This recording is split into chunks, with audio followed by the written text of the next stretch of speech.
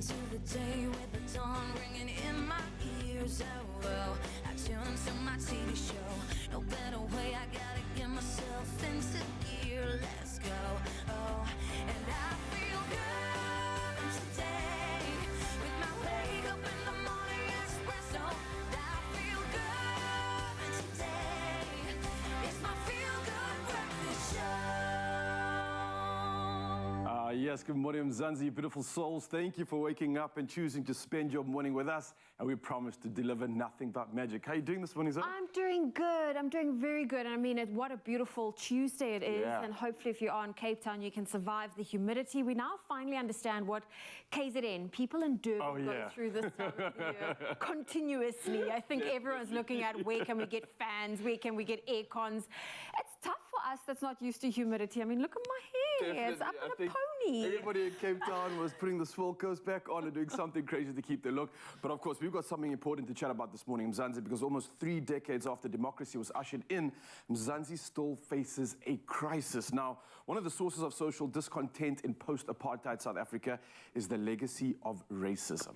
And that's one that we want to chat about today. So for today's topic, it's all about racism in post-apartheid South Africa, featuring writer, poet and activist Ashanti Kunene, as well as Christopher Logan, the brave young man you may have seen online standing up against racism to protect the dignity of his friend. Yeah, so you, Mzansi, can join in on the conversation this morning by sending us a WhatsApp voice note to 063-408-8863, of course, because we are going to have a beautiful discussion based on everything racism in our country. Maybe you've got some tips or something you can share with us to enlighten us, give us a paradigm shift and help us break that mold. And someone that's standing by right now to break the mold of every curse that has happened today, he's here to serve you. G-Man, what's happening? Today we're going to save the world, my friend. We really are going to do it. It's funny that you say that, my brother. I have the opportunity to travel all over the world, and we love to think that racism is a South African thing because we're so polarized and have been for so long. The world is polarized right now, and in fact they're looking to us with our model, what we've built with this democracy, to show them the way forward. So get over yourself right now. We're going to have honest conversations today, and we're going to find some insights, and we need you to weigh in as well. Now, lest we forget, we also need you to weigh in on a certain footy game tonight. It doesn't get much bigger than this. In fact, well, it can only get one step bigger, and that's a final, because it's the semi-finals of the World Cup tonight. Who's your money on? Where is your heart at? Is it Argentina? Is it Croatia? Croatia have shown the kind of grit that they have in a World Cup. They've already beaten some of the biggest teams in the world to get you. And of course, this Argentinian side at its heart is Messi, the GOAT. Will this confirm his status? We want to hear from you this morning. 063-408-8863. If you want to chat about anything on the show this morning, it's an open line for you to use, and it's a safe place. Bearing in mind, we've got some diverse of content on the show today, so please keep that in firm focus this morning. But let's give you a couple of those talking points before I delve into the sporting lineup. And Zoe's standing by with the latest news headlines. Thank you, Graham. Let's start off with national headlines. KwaZulu-Natal police are warning parents to be on the lookout during the busy festive season for child-snatching syndicates operating in public spaces. The police say the number of children who go missing at this time of the year is usually high. The 2022 Strategic Organisation Crime Risk Assessment report by the SA Police Service notes that KwaZulu-Natal, after Gauteng, has the second highest number of kidnappings of children in the country. They say a child goes missing every 5 hours in South Africa. And Sudanese businessman Hazim Mustafa, who is said to have paid cash for 20 buffaloes on President Cyril Ramaphosa's Phala Phala game farm, has confirmed that all supporting documents, including the declaration of foreign currency upon his arrival in Johannesburg, have been handed to the authorities. The National Assembly will hold a debate on the Article 89 panel's report on the Phala Phala issue today. The Minister of International Relations, Naledi Pandor, said the President had the right to review the report. Moving to news beyond our own borders, Zambian police say that they will increase checks of vehicles at the country's borders following the discovery of, over the weekend, of the bodies of 27 Ethiopian migrants. The men aged between 20 and 38 were found dumped at the side of the road on the outskirts of the Zambian capital, Lusaka. They are thought to have suffocated while trying to reach South Africa. One man found gasping for air was rushed to hospital. The UN says some 12,000 migrants have been recorded as missing across Africa since 2014. And the British government is to discuss contingency plans in the run-up to a number of strikes that are expected in the coming weeks. The strikes will cause major disruptions for commuters, health service and airports, among others. Thousands of employees in education, nurses, paramedics, ambulances, drivers, railway and post office workers, university staff, as well as staff at national borders and baggage handlers plan to strike over salaries and working conditions. There are fears that the strike could last throughout the festive period and into the new year. And on a lighter note, dog lovers in Nigeria's commercial capital, Lagos, were dazzled at a weekend carnival where man's best friend strutted the red carpet in colorful outfits. Jackie Idimogu, organizer of the Lagos Dog Festival, now in its fourth year, said, and I quote, "I'm happy to say that Nigerians are beginning to understand the love language of these animals." American Eskimos, Neapolitans, French Bulldogs, Siberian Huskies, American Staffordshire Terriers, Poodle crossbreeds, and Golden Retrievers were some of the dogs that took the red carpet and bagged prizes. Pasha, a 6-year-old Caucasian Shepherd mix, was crowned Dog of the Year. He wore black sunglasses and a matching red and black Scotch outfit, as did his owner, Hadiza Saidu. "I chose red because it's vibrant, it's royalty, it's majestic, just like him." That's Saidu, in line with this year's theme, Splashes of Colors. Well, that's where I leave your morning headlines, very bright and beautiful. Let's hope the sport is that way with Graham.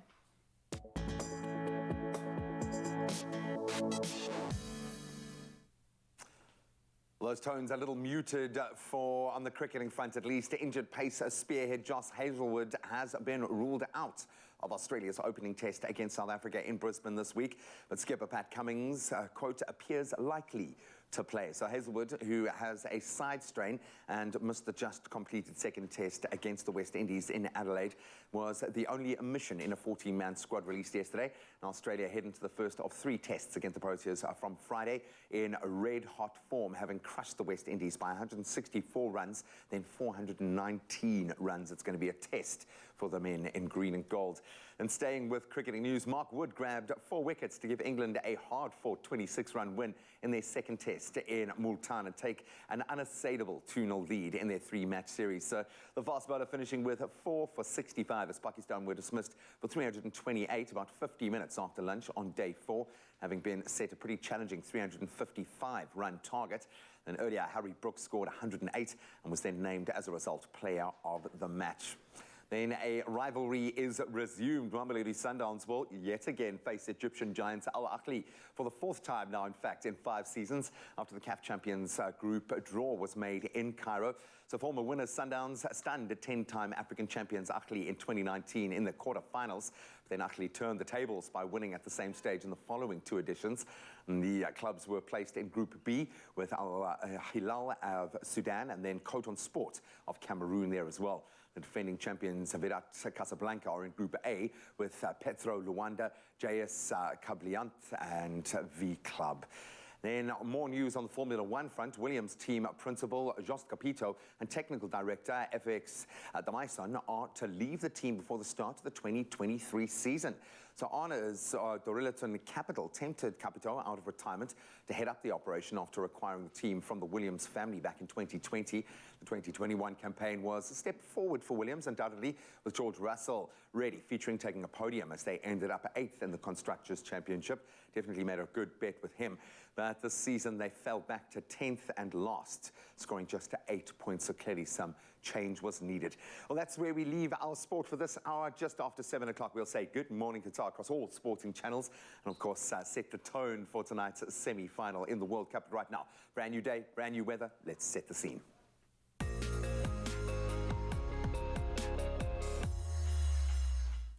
Thank you so much, Chia. Time to take a first look at the weather and report on all things weather news. And the Tankwa Karoo, which borders the Western and Northern Cape, is isolated from the outside world due to flooding and rivers bursting their banks.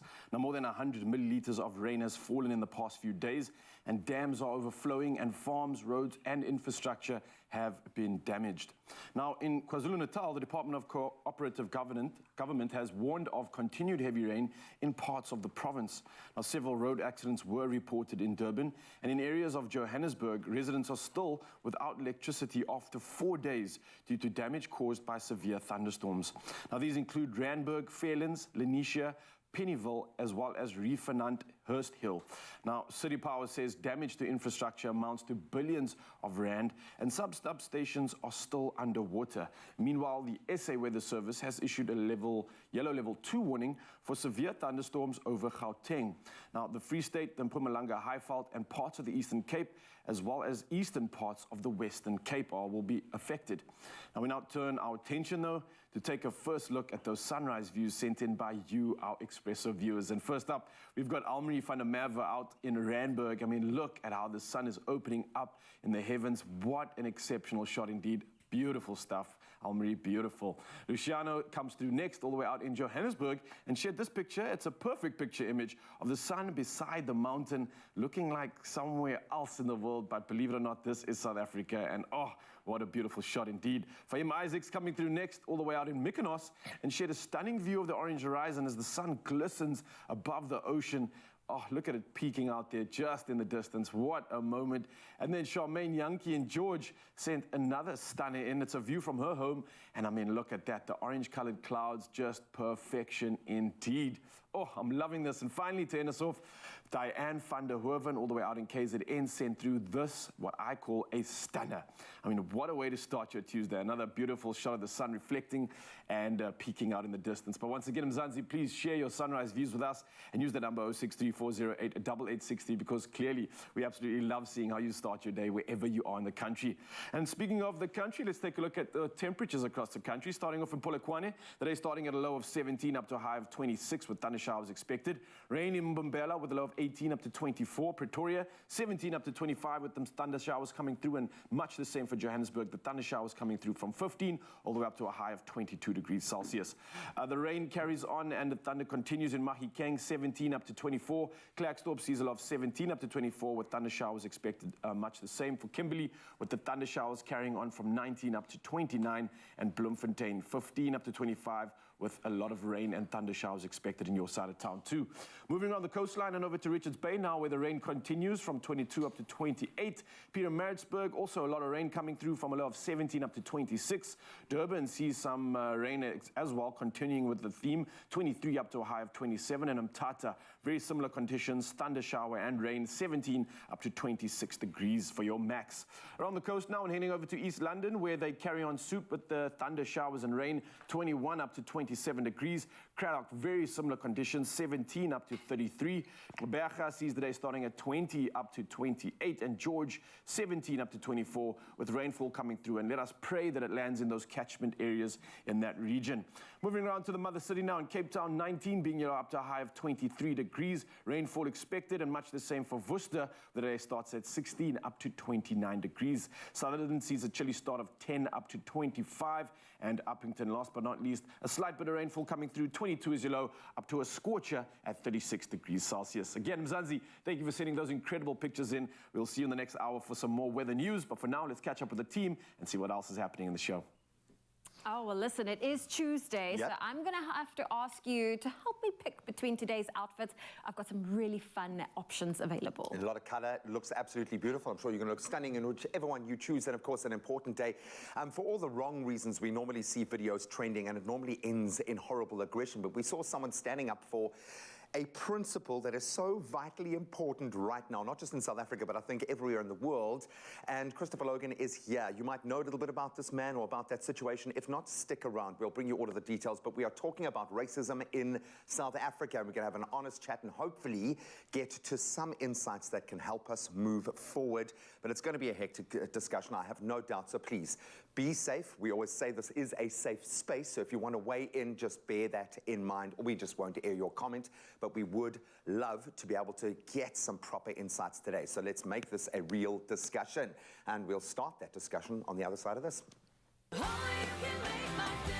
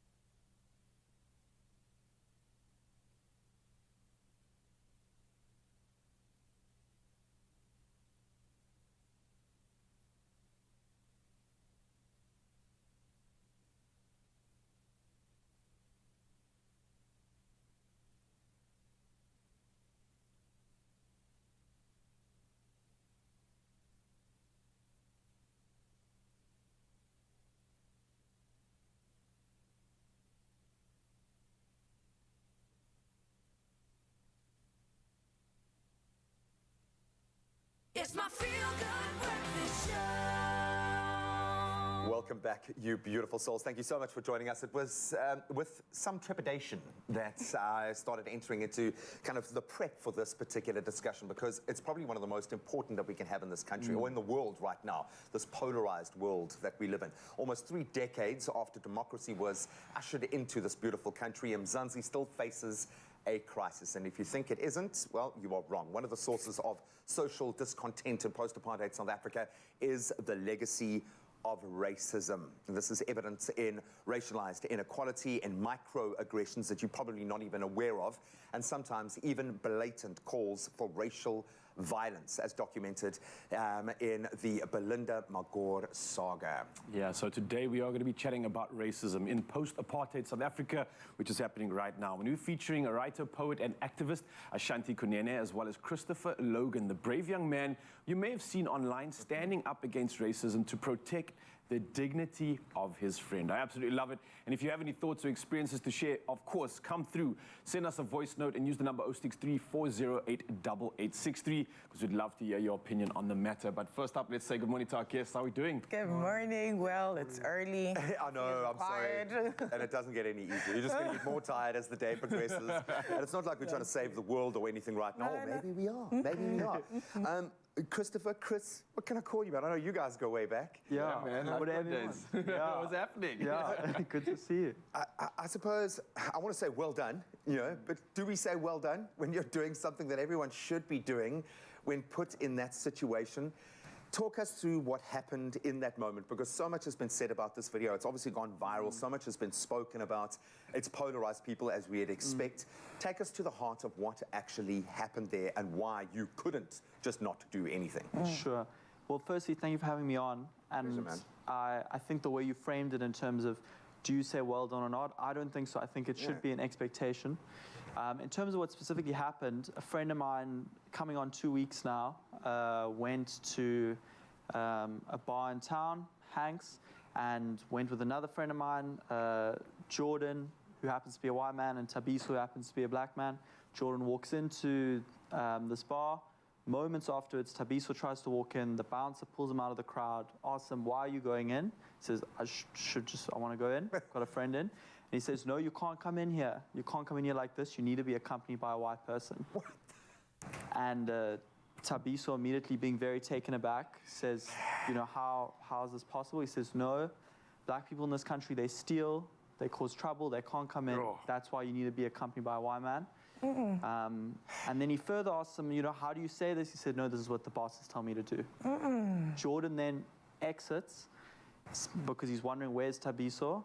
And then as soon as the bouncer realizes that Tabiso has a white friend with him, he's allowed to go in. Welcome to South Africa. But how? I think even people who sit on the more extreme end of this ridiculous scale that still exists are sitting there thinking, what century are we in right now? Yeah. What then prompted you to then step up and take action? Because I would imagine you know nightclub owners, you know bouncers, you know people in that space. Yeah. And it's not a forgiving place to go and put your hand up or get in someone's face. Yeah, well, the thing is, I wasn't there for the incident on the night, but I found out the next morning. And honestly, I couldn't think of anything else as soon as I heard it. This is my friend, a place that I can walk in without issue. And I felt like I couldn't look at myself in the mirror with respect if I just heard something like this and let it go by. Tabiso was one of my best friends. I love him. Yeah. And it wouldn't be right for me to just let it go by. He's a mate at the heart of everything. He's a mate of yours. That's all I am in this situation, is Tabiso's friend. Yeah. Now, kudos, man, and I think that's important, being a friend and looking beyond this thing that we still see as color. And I still think to myself, how are we still there? How is this still happening? It's shocking to me.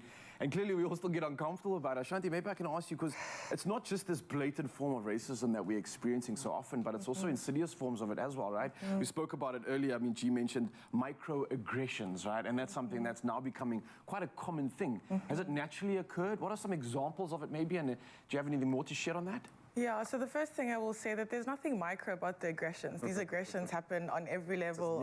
It's a sliding scale, It's a sliding scale. And we speak about the architecture of apartheid. It is in everything in our society, right?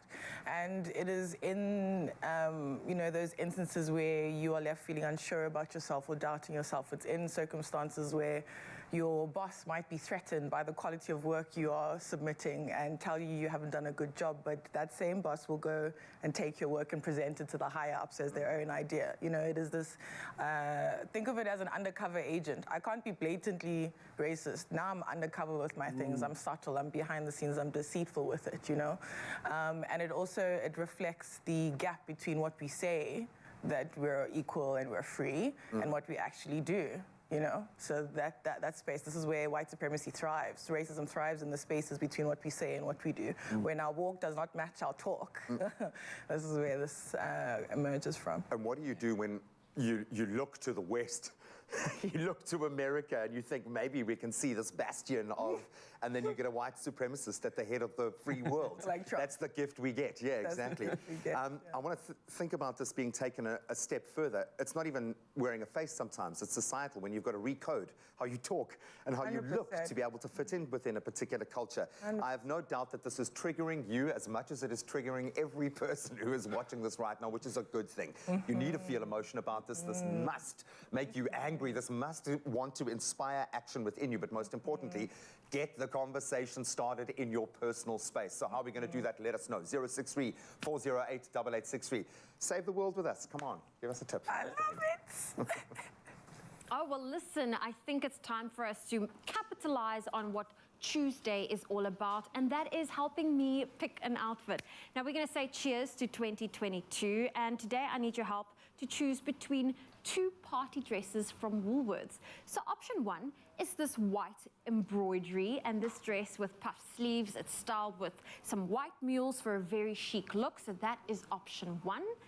And option two is this brightly pink satin slip dress, and it's styled with some ankle strap stilettos for an elegant look. So which one do you think I should wear for today? Are we going to go for option one, this white embroidery dress, or option two, the pink slip dress? I mean, I love both, but if there's one thing I love, it is a little bit of color, and the choice is completely yours. So head on over to our social media pages, cast your vote for option one or option two, and I would love to see what you end up choosing. And today it is all about #StyledByWoolies, and the winning outfit I'll be wearing for the rest of the day.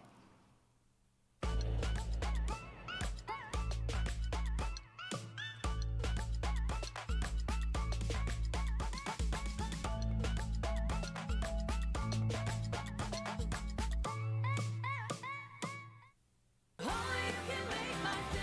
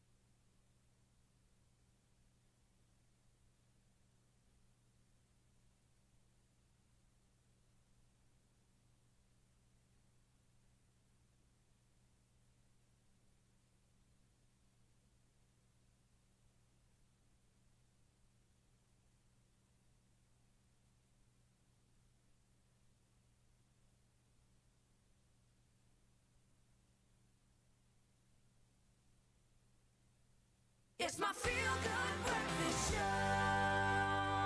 Yes, Mzansi, welcome back. Your Feel Good Breakfast Show, and we are carrying on with a pertinent discussion right now. And our panel is here about the topic racism. Now, after the recent viral video at the pub in Cape Town brought to light how far we have yet to go. However, we are not alone in this fight. Now, most recently, Kyla Spring, a first-year student in Kentucky, USA, had to endure verbal and physical abuse at the hands of a senior student with racial slurs being yelled at her over 200 times in the span of only a 10-minute video. Absolutely ridiculous. But we're going to continue with the discussion on racism with our poet and activist. Of course, it's Ashanti Kunene in the building, as well as Christopher Logan. And if, of course, you have any thoughts or experiences that you want to share with us right now, come through, use our voice note line. That's 063-408-8863. But let us continue with this conversation.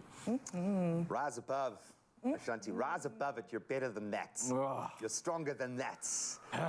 Respectfully. Hey, is Respectfully, that now the expectation that you must just do that? For the 1% that are able to move through that space without having to and I say 1% loosely, it might be 0.5% that are fortunate enough not to face that kind of abuse at some point in their life. Do you feel that that's the expectation on you as a black woman, that you've just got to rise above it?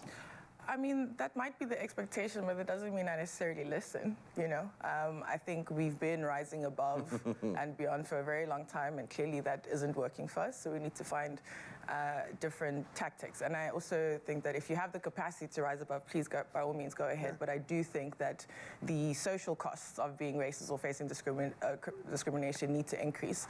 So no, call the person out, make it known, make it uncomfortable. Like, if you want to be a racist, by all means, be a racist, but know that after an encounter with me, you will go home knowing that you were racist in this moment. How you feel about that is your issue.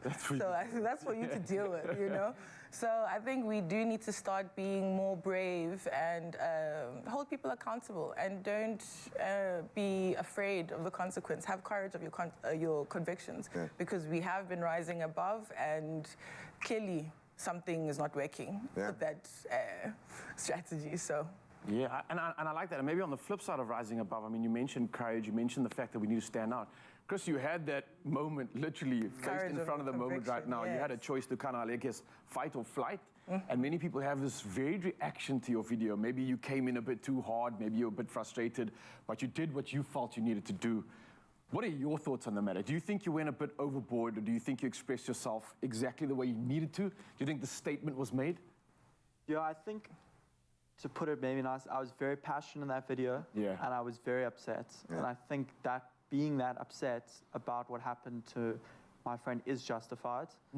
And just seeing him in such a compromised position, and honestly, there's a perception that that's normal and that's expected, even made me more upset. When this happened to Thabiso, he wasn't alone. There was a crowd of people standing there, you know, and that further made me upset. So I thought, I can't be like them, can't be a bystander. So that's what kind of led to some of my thinking, some of my feeling. And honestly, the approach from the bar on the day, you know, all we wanted to go there to do is get an apology and ask them to recommit to training the staff, or to address it. And we were met with a very different response, which I think further aggravated the situation. So it's complex. My feeling on it is I'm just happy that there's the necessary amount of attention coming to this issue, and it's bigger than what just happened to Hanks. It's certainly bigger than me. It's not about me. It's about Thabiso and all the other Thabisos in South Africa and Cape Town in the world, and hopefully that there are less people that have that kind of experience. Yeah. Where do we write off a generation? I remember Peter Dirk Ace once said that South Africans are terminally racist across the board. That it's so wired into this kind of ecosystem that we can't move beyond it. Yet you look at young children in a space, and my kids are 2, 3 almost, and 5. They have no concept of this world, this crazy world that we're talking about right now. How do we start this? Is it holding the University of Kentucky liable then? Not just that woman, but the institution that she's representing. Is that where we go? How does society need to mark this? We can all do it as individuals, but we can't change an entire society. So what does government need to do? What does society, what big thing needs to happen? Or is this a battle that needs to be waged mano a mano? So one of the things we also need to remember is that society is made up of people, government is filled with people. With bias. Yeah. Institutions are filled with people. So if you want to make structural change, you need to change the people. And that is unlearning and beginning to unlearn our problematic ways of thinking and believing. Racism is a learned behavior. We learn from our parents and from our family who to treat and how to treat them, right? And so the saying to say it's better to raise strong children than to fix broken adults, I do think there might quite possibly be a generation that needs to be just written off. Like, it is what it is, you know. Yeah. Ours is a generation that is seeking to do better. And so if we're conscious of the fact that these are learned behaviors, these are socialized behaviors, we need to begin to teach and behave and be with each other in a much more loving, much more wholesome way that is conscious and interrupts these unconscious things of us thinking, oh, black person, threat, danger, oh, white person, busman, inferiority. We need to unlearn those things, right? And that requires work. That is a daily commitment. That is daily practice of self-awareness. And that is how you begin to change society, because we think government, we think society, we think institution, yes, but all of that is made up of many individual peoples. All of those individual peoples in those structures need to make this commitment, and only then will you find lasting change, because currently we're just trying to shift the outcomes of thoughts and feelings. Because I feel myself inferior, I think myself inferior, I behave in an inferior way. My behavior will not change unless I'm able to shift my mind and my heart. And that's effectively how I think we would change the world and society, if we begin to understand that all of these big things, we have created them. It's made up of people. And so if we can all agree as people that we love each other, want to be better with each other, and want to be more caring with each other. And I'll tell you one thing, maybe COVID has given us this breathing room, this gap to think, but maybe 3 years ago, young people that I met couldn't see a better future for themselves. The young people that I'm meeting today don't care what anyone else thinks about their future. They're going to do it for themselves. Not concerned. So maybe the golden generation that's going to be taking over, there is hope for you. For the rest of us, we're going to sort this out. I promise you by the end of today, we will have one insight that is going to help us move forward. Now, the bottom line is just having this conversation is moving forward, but you've got to continue this in your space with your kids. That's the bottom line. We'll continue in a moment. Okay, well, there will be no conflict over your festive breakfast with this very next recipe. Clover No Lac, lactose-free milk that lets you enjoy dairy again. Made with love by Clover. Now, the aroma of gingerbread is ironically festive, and our gingerbread muffins will be a guaranteed crowd pleaser, even if you are lactose intolerant, and that's thanks to No Lac from Clover. Nondumiso is here to show us how to make these gingerbread muffins. How exciting. I love ginger this time of the year. I mean, yes, let's pile on the ginger, let's pile on the cinnamon, and now you're actually bringing it to us in muffin form. Muffin form, yay! How exciting. Okay, so we're going to mix our dry ingredients here. We've got some flour, some sugar, some ginger powder, some cinnamon, as well as some salt. Okay, so I'm going to be doing that. Do you want to start mixing up our glaze there? So I've got our glaze, some icing sugar, and then I'm going to use a 1/4 cup of our Clover No Lac. Now, lactose intolerant symptoms, it can include, you know, an upset stomach, some bloating, and also nausea after consuming dairy. But with Clover No Lac, the lactose-free range of milk and dairy snack, it enables you to enjoy dairy again, which is unbelievable, because I think a lot of people miss out. It is versatile and delicious, and there are so many ways you can use it, and we are actually using it now for our muffin mixture, and this is for the glaze. I'm just going to give that a good little... Yes, a little stir. And I'm going to be mixing up our wet ingredients here. And I'm going to be using our No Lac milk. You're absolutely right about just the beauty of having all these options now on the markets that cater for things like lactose intolerance, so that nobody really gets, you know, misses out on delicious treats like these gingerbread muffins. And I've also got a little bit of some vanilla extract that I'm going to add. Yeah? And then just mix that in. It's always a good addition to any recipe, okay? Yes. So then I'm going to mix up our wet and dry ingredients, and then mix it up. And then we want to scoop that into our baking pan, and then we bake our muffins for about 25 to 30 minutes. Listen, okay. This is such a quick and easy recipe. I mean, look at that. Once your muffins come out, you can simply take it and then just dip it and then finish it off with maybe some ginger candies, or whatever you feel like putting on the top. Maybe you want to go sprinkles. Get the kids involved. This really is such a fun and easy recipe. Well, if you want to get your hands on our clover no-lac gingerbread muffins that Nondumiso just showed you how to make, we do have this recipe available on our website, expressoshow.com. Nondumiso, are you going to be doing a lot of the baking and cooking over the festive, or is that something the family does? The family does that. Although this year there's a lot of pressure because they say, oh, you cook on TV, now you're going to cook for us at home. You're going to cook at home. But do they know that on TV we don't do the dishes? That's the beautiful thing about cooking on TV. Yeah, they do all the prep work for us. Exactly. And I tell them I only cook for the camera. So if you're not a camera, it's just forget it. Just forget it. Well, listen, we can't make a gingerbread muffins and not try it. So I'm going to just head on over here and try one of the muffins and give it a beautiful little bite. Look at that. The glaze that we've made is, it will just be soft and you can just dip it over, and you don't need a lot of it, especially if you're going to be having these muffins for breakfast. So I'm going to take a little, I'm going to try take a TV bite. A TV bite? Yes, of course. Never possible. These are light and fluffy. I love the ginger and cinnamon coming through. Yeah. And the icing, the little glaze we made is just that little extra that you touch. need. Yeah, absolutely delicious.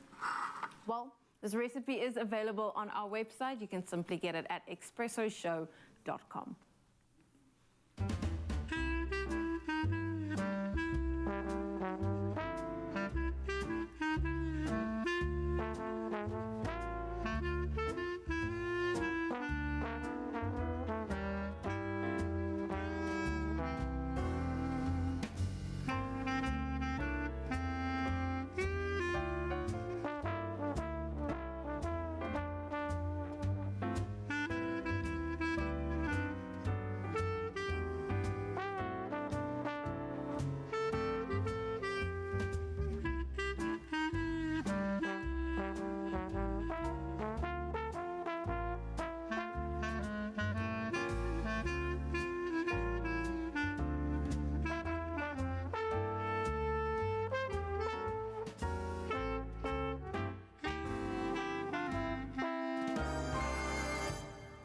Made with love by Clover.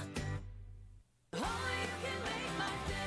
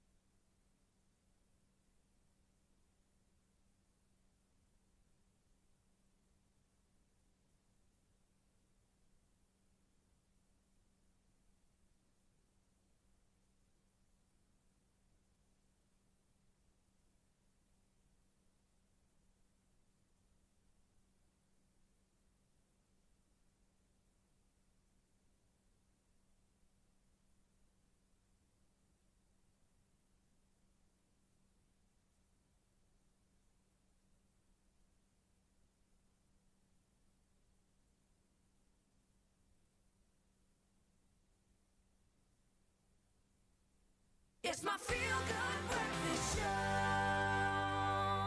Welcome back. Thank you so much for weighing in. If you have on our social media platforms, this has been a fiery discussion, but one we need to have. We are honing in on racism in post-apartheid South Africa. When last did you even hear that? That's how crazy it is. Featuring writer, poet, and activist, and our friend of the show, Ashanti love Kunene, it. as well as Christopher Logan, who I want to call Christopher Nolan for some reason, the brave young man who you may have seen him online standing up against racism. I'm going to say to protect the dignity of his friend. That's at the heart of what you did, was stand up for a mate, but you did it in a way that has grabbed the attention of the world, which is awesome. I love the fact, but I love the fact that you're also quite embarrassed about having to sit here and talk about it, because everyone should be doing that. So dude, just well done for being in this space. Thank you. Day of Reconciliation is coming. Ooh. Hey, is it? Is the Day of Reconciliation coming, Ashanti? I keep giving you these massive questions. I know, I'm so and sorry. you're only but giving me short time to answer such juicy things. Listen, a question. Why do we celebrate reconciliation when we clearly have not reconciled? Yeah. That's an invitation for people to reflect on what is the nature of this reconciliation if clearly we have yet to reconcile, right? And I think one of the issues or the struggles we have as people is that we struggle to let go of the story we have been told about who we are and our place in the world. Yeah. That of being a master or that of being a victim is now become part of our comfort zone. So moving past your comfort zone, because uncomfortable is something you don't want to do, even if inside my comfort zone is pain or guilt or regret, whatever that looks like, right? So just on Reconciliation Day, I invite everybody, please just ask yourself, in what ways have you reconciled with the other people of the South African family in your life? Have you done so? And if not, why not? What is the issue? Doesn't have to be a big thing. Doesn't Can be a just small thing. for your own self. Your click, yeah. How reconciled is your life? Maybe we can make this a more practical session as well, because I know there's something great that Mzansi can take from this, right? So we were speaking about it earlier. You're talking about unlearning, changing the narrative. We don't want to necessarily just write that, that generation off yet. What can we do to still create this change? Because clearly it's coming from the youth, it's coming from that young identity, which doesn't only associate with that pain that you mentioned, but there is a way forward, there is a belief. Chris, is it something that you have with regards to, like, let's say a conversation in the family? Is this something you guys actually bring up? Do you have those uncomfortable conversations about, listen, this is what I actually went through. This is how I feel about it. What's your opinion? Is that something we can comfortably converse with? Or is it still I don't know how I'm going to bring this forward, maybe wait for a moment or an opportunity? What's your position when it comes to this, man? Yeah, I think it's very important to kind of face these things. And even in the past, if a friend of mine has kind of said something or we want to have a conversation, it doesn't always have to be such a heated conversation, but there still has to be a conversation. Yeah. You still have to be able to, you know, what happened kind of with me and Tabiso is a very heated, intense moment. But they can be more calmer family moments where you honestly can express your views and that everyone can kind of move forward and get a sense of actually, how do we deal with this? How do we discuss it? People are scared to kind of say what they think and feel, and I think we need to figure out how to have these conversations. Yeah. And just to add to that, I have two core principles in life. Open, honest conversations about difficult things, especially when we say we love each other, and moral accountability. And how we practice these two principles is that I will meet you at your light and approach you with love. Because I know what happens to me if you come at me left. If you come at me wrong, I know what my shadow does. Do you understand? So I don't want to do that to people, and difficult conversations are already difficult as they are. And if we say we love each other, we must be able to talk about it. Maybe that's how you rise above. The love can be you rising above. That's where it can end. Yeah. That's You're where right, it can I end. Not think in so. enduring, Yes. but in rather loving. I absolutely love that. Can you guys stick around for another 2 hours? We're kind of getting to our first questions answered here. This really is a difficult one to wrap up and summate. I think maybe we do have an opportunity. As you said, the Day of Reconciliation is here. So let's start thinking about what we need to do to truly reconcile in that space. But thank you so much for starting this conversation with us, and hopefully this will continue in the homes of everyone who is watching right now. I think something that just keeps jumping out in my own mind is representation. If you're a filmmaker, if you're a storyteller, if you're a company, if you're a businessman looking to be a mentor, to guide someone up that trajectory, think about the society that you are presenting to the world, the company, the brand, the people that you are pushing forward. Think about that if you are sitting in a position of privilege. Now we're going to start a whole nother conversation about privilege. Now that we'll do next week, but thank you so much for everyone who waited. You guys are awesome. Thank you so much for having Keep us. fighting the good fight, people. And so we will continue this conversation online and on our WhatsApp line, 0634088860. Drop us an insight if you have got one. Ciao, ciao. Thank you, Graham. Well, listen, another hot topic is our health. So let's turn our attention to our healthcare professionals. Now, pharmacists are not only brave, but they have inspired hope within their community. And Pharmacy of the Week, it is a short feature acknowledging our incredible pharmacists. And this is our way to say thank you to these brave healthcare workers. And this is proudly brought to you by Adcock Ingram OTC, sponsors of Brave. Let's take a look at this week's Pharmacy of the Week, Chris Gibson Pharmacy in Rustenburg. Our pharmacies are on the front line of healthcare. This is Pharmacy of the Week. I've been a pharmacist in this specific pharmacy for 25 years. I've seen children grow up. I have seen those children having children of their own. And it's not just a community, it's becoming a family. And if you have a look at what our logo is, it's a family pharmacy. So it's emotional. It is not just a job. Self-care and with that medical care is a basic right. And that in itself can also be an obstacle because it's not so easy to get primary health care. And pharmacies and pharmacists are normally quite easily accessible for primary health care. You can get first world care at primary care costs with all the primary tests that we do, and also with generic substitution and generic medication, which is really cost effective. Bravery and sponsors of the Brave is not just one person. It is my front shop staff coming to work in public transport every day throughout COVID to serve the community, and all of them doing so with the knowledge of the risk that they are taking. That is bravery. I'd like to thank Adcock Ingram OTC and sponsors of the Brave for helping us help the community. Pharmacy of the Week, proudly brought to you by Adcock Ingram OTC, sponsors of Brave. Inspiring communities, one pharmacy at a time. Good times is what life is all about. But sometimes heartburn, indigestion, acid reflux and UTIs can really put a dampener on our days. This summer, make sure you have citrus soda as your good health companion, relieving you of all heartburn, indigestion and UTI symptoms. Let's get back to feeling good. Citrus soda brought to you by Adcock Ingram OTC, sponsors of Brave. Well, stay tuned because next week we'll bring you another Pharmacy of the Week, and we just want to say thank you to all of our pharmacists doing amazing things for their community. We appreciate you.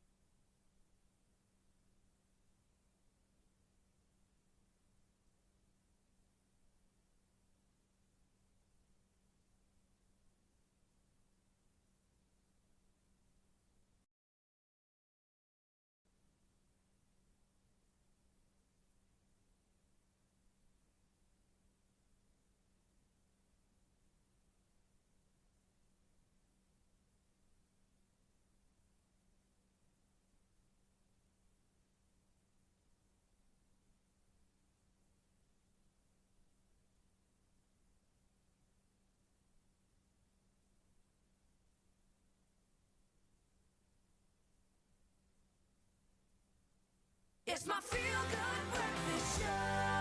As your natural journey unfolds, let our products naturally assist you. Salome, your journey matters. Available at pharmacies nationwide. Well, welcome back. It is your feel-good breakfast show, Expresso on S3. And Tuesdays, we put the spotlight on health. And when it comes to understanding menstruation, it is vital and your journey matters. So Salome is giving us all the information that we need. Live your full unfiltered life with the Salome range for PMS, menstrual pain, and heavy menstrual bleeding. Salome, your journey matters. Today we're chatting about something that women deal with regularly. Premenstrual syndrome, otherwise known as PMS, is something that women deal with. And it's really, today we're chatting about how do you cope with it and how do you actually identify that you are PMSing. On the Salome couch, I want to welcome performance artist, TV personality, and entrepreneur, Boity, and Minister of Menstruation and Menstrual Health Activist, Candice Jura. Welcome, ladies. Thank you for joining me. Thank you for having us. Yes. So today we're chatting about PMS, premenstrual syndrome. Boity, do you think PMS is real?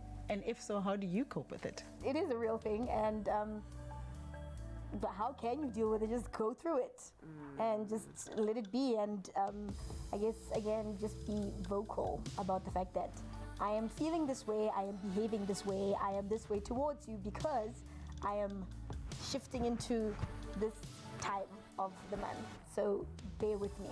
You know, sometimes I don't know that I'm PMSing until I either have raised my voice or I'm crying. Yeah. I cried in an aisle of a supermarket when I couldn't find my favorite biscuit. I asked the guy for the biscuits and the merchandiser for the biscuits, and he said they've been out of stock. I Lost it. Everything fell apart in the shop because of the biscuits, and it was much later at night when I realized what was that about. Candice, what do you think the signs of PMS are, and what are your followers saying? How is it treating them? What are they seeing? What's happening to them? I have these moments where I literally forget how to be a human.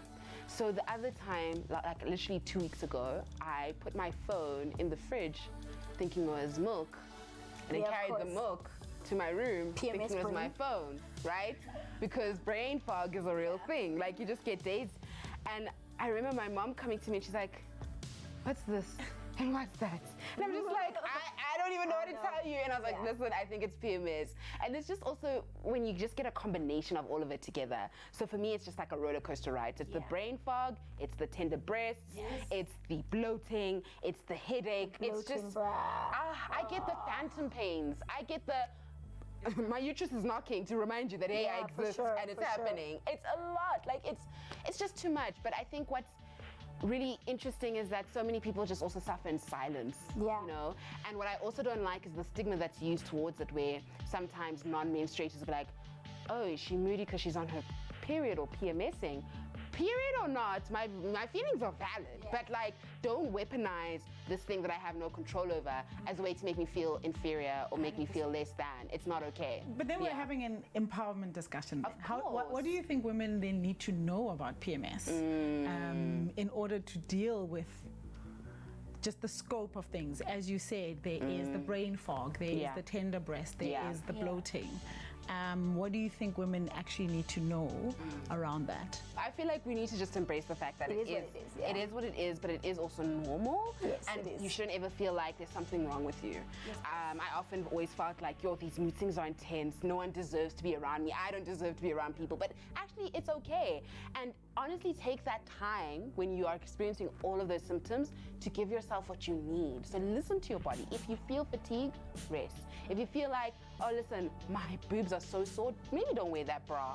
Maybe wear a sports bra, don't wear a bra at all. Like, listen to your body and give yourself what you deserve, because at the end of the day, it's you. You're showing love to yourself. And I want to touch on a very important point that we often generally don't have a conversation is mental health and our periods, because that does happen, especially when your hormones are fluctuating and your moods are, anxiety goes up, right? And there's something that often a lot of menstruators do experience, which is called PMDD, which is like your PMS symptoms, but times 500. So if you're feeling anxiety, you're feeling way more anxiety. If you're feeling those suicidal thoughts, it's on 1,000.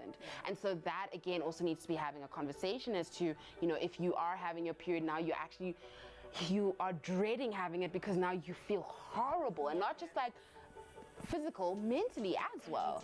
So you have to take care of yourself. You can't just put it away and pretend like it doesn't exist. It's literally your brain telling you that I'm not okay, and then your uterus is also saying, hey, this is happening. Like, you have to prioritize yourself. I think it always goes back to understanding your body, understanding your cycle, and having a really healthy relationship with a healthcare professional that you trust, that doesn't gaslight you.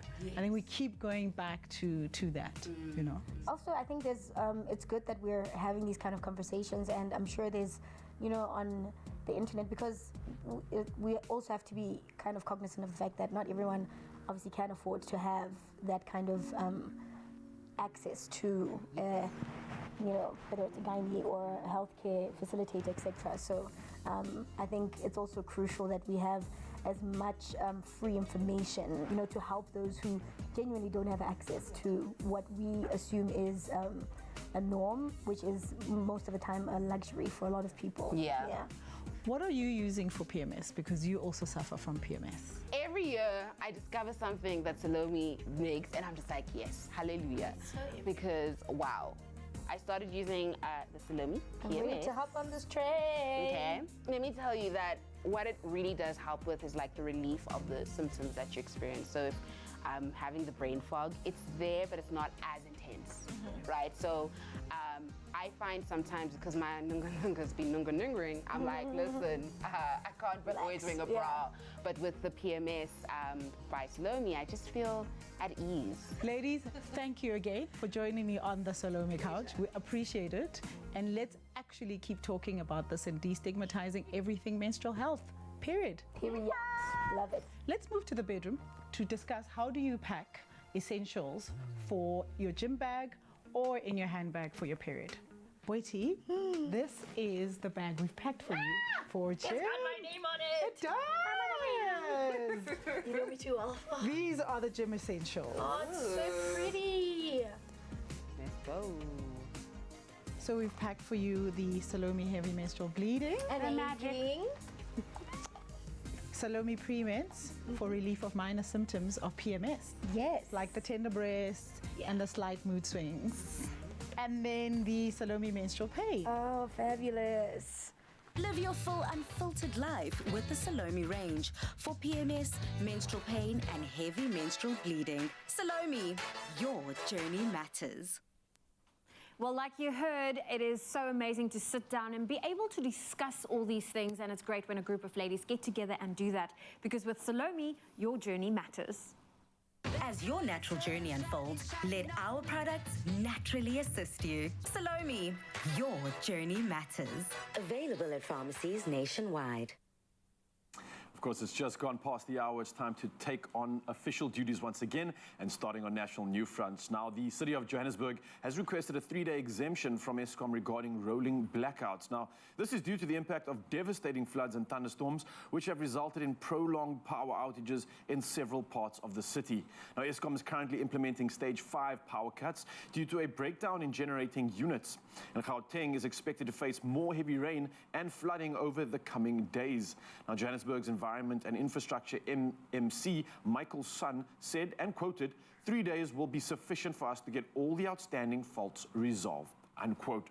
Well, sticking to national news headlines and heading over to KwaZulu-Natal, where police are warning parents to be on the lookout during the busy festive season for child snatching syndicates operating in public spaces. Now, the police say the number of children who go missing at this time of the year is usually high. And the 2022 Strategic Organized Crime Risk Assessment report by the SA Police Services notes that KwaZulu-Natal, after Gauteng, has the second highest number of kidnappings of children in the country. Now, they say a child goes missing every 5 hours in South Africa. Well, from our national news headlines, we head over to international news. And first up, allegations that Qatar bribed the EU officials to try to win influence are the utmost concern when European Commission President Ursula von der Leyen says, and follows with the following. She said accusations were, and quote, very serious, and called for the creation of a new EU ethics body. Now, Belgian police have arrested 4 people, among them European Parliament Vice President Eva Kaili.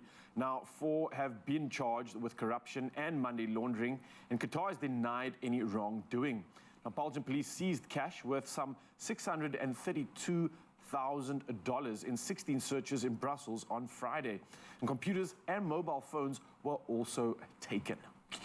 Well, carrying on with the international news and heading over to Zambia, where Zambian police say they will increase checks of vehicles at the country's borders following the discovery over the weekend of bodies of 27 Ethiopian migrants. Now, the men aged between 20 and 38 were found dumped at the side of the road on the outskirts of the Zambian capital, Lusaka. Now, they are thought to have suffocated while trying to reach South Africa. Now, one man found gasping for air was rushed to hospital. And the UN says some 12,000 migrants have been recorded as missing across South Africa since 2014.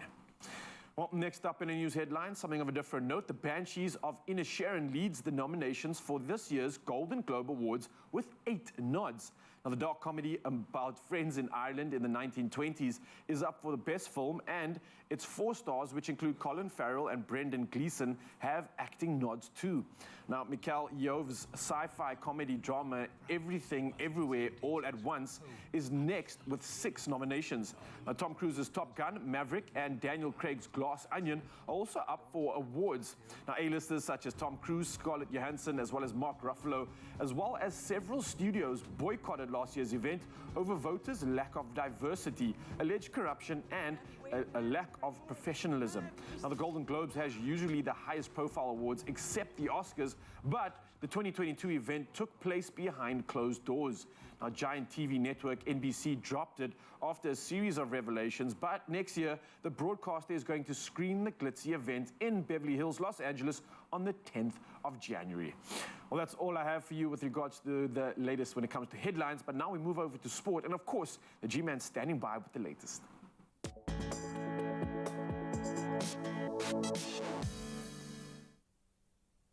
Let's kick it off with cricket news. In fact, cricket dominating this morning. Injured pace spearhead Josh Hazlewood has been ruled out of Australia's opening test against South Africa in Brisbane this week. But skipper Pat Cummins, quote, appears likely to play. So Hazlewood, who has a side strain and missed the just completed second test against the West Indies in Adelaide, was the only omission in a 14-man squad, but the squad is looking strong.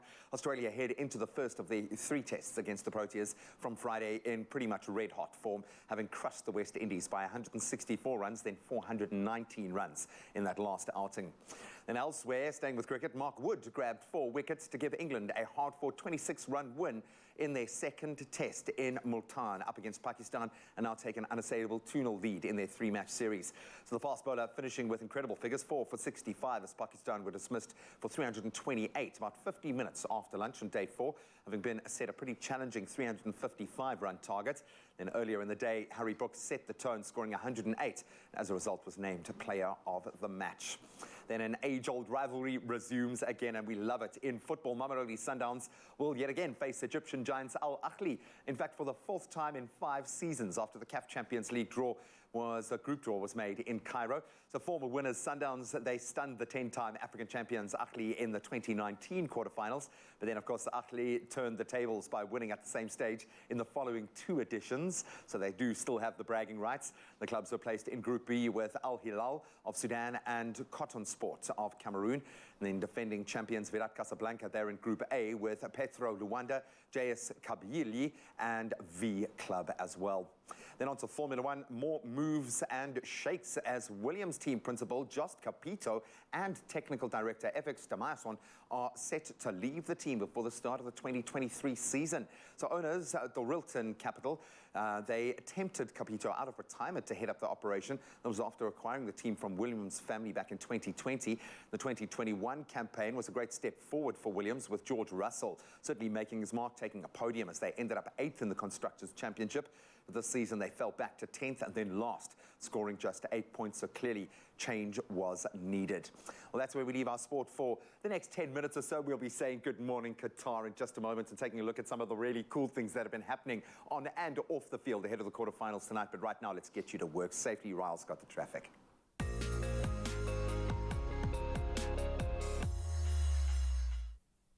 Thanks so much, G. Yes, of course, for those heading on the roads this morning, heat dive warning. Now, if you are in Durban, KZN, there is heavy traffic on the N2 South, and there is a stationary taxi, as well as roadworks between Gateway and KwaMushu. So again, of course, heat dive warning, and please prepare your trip accordingly.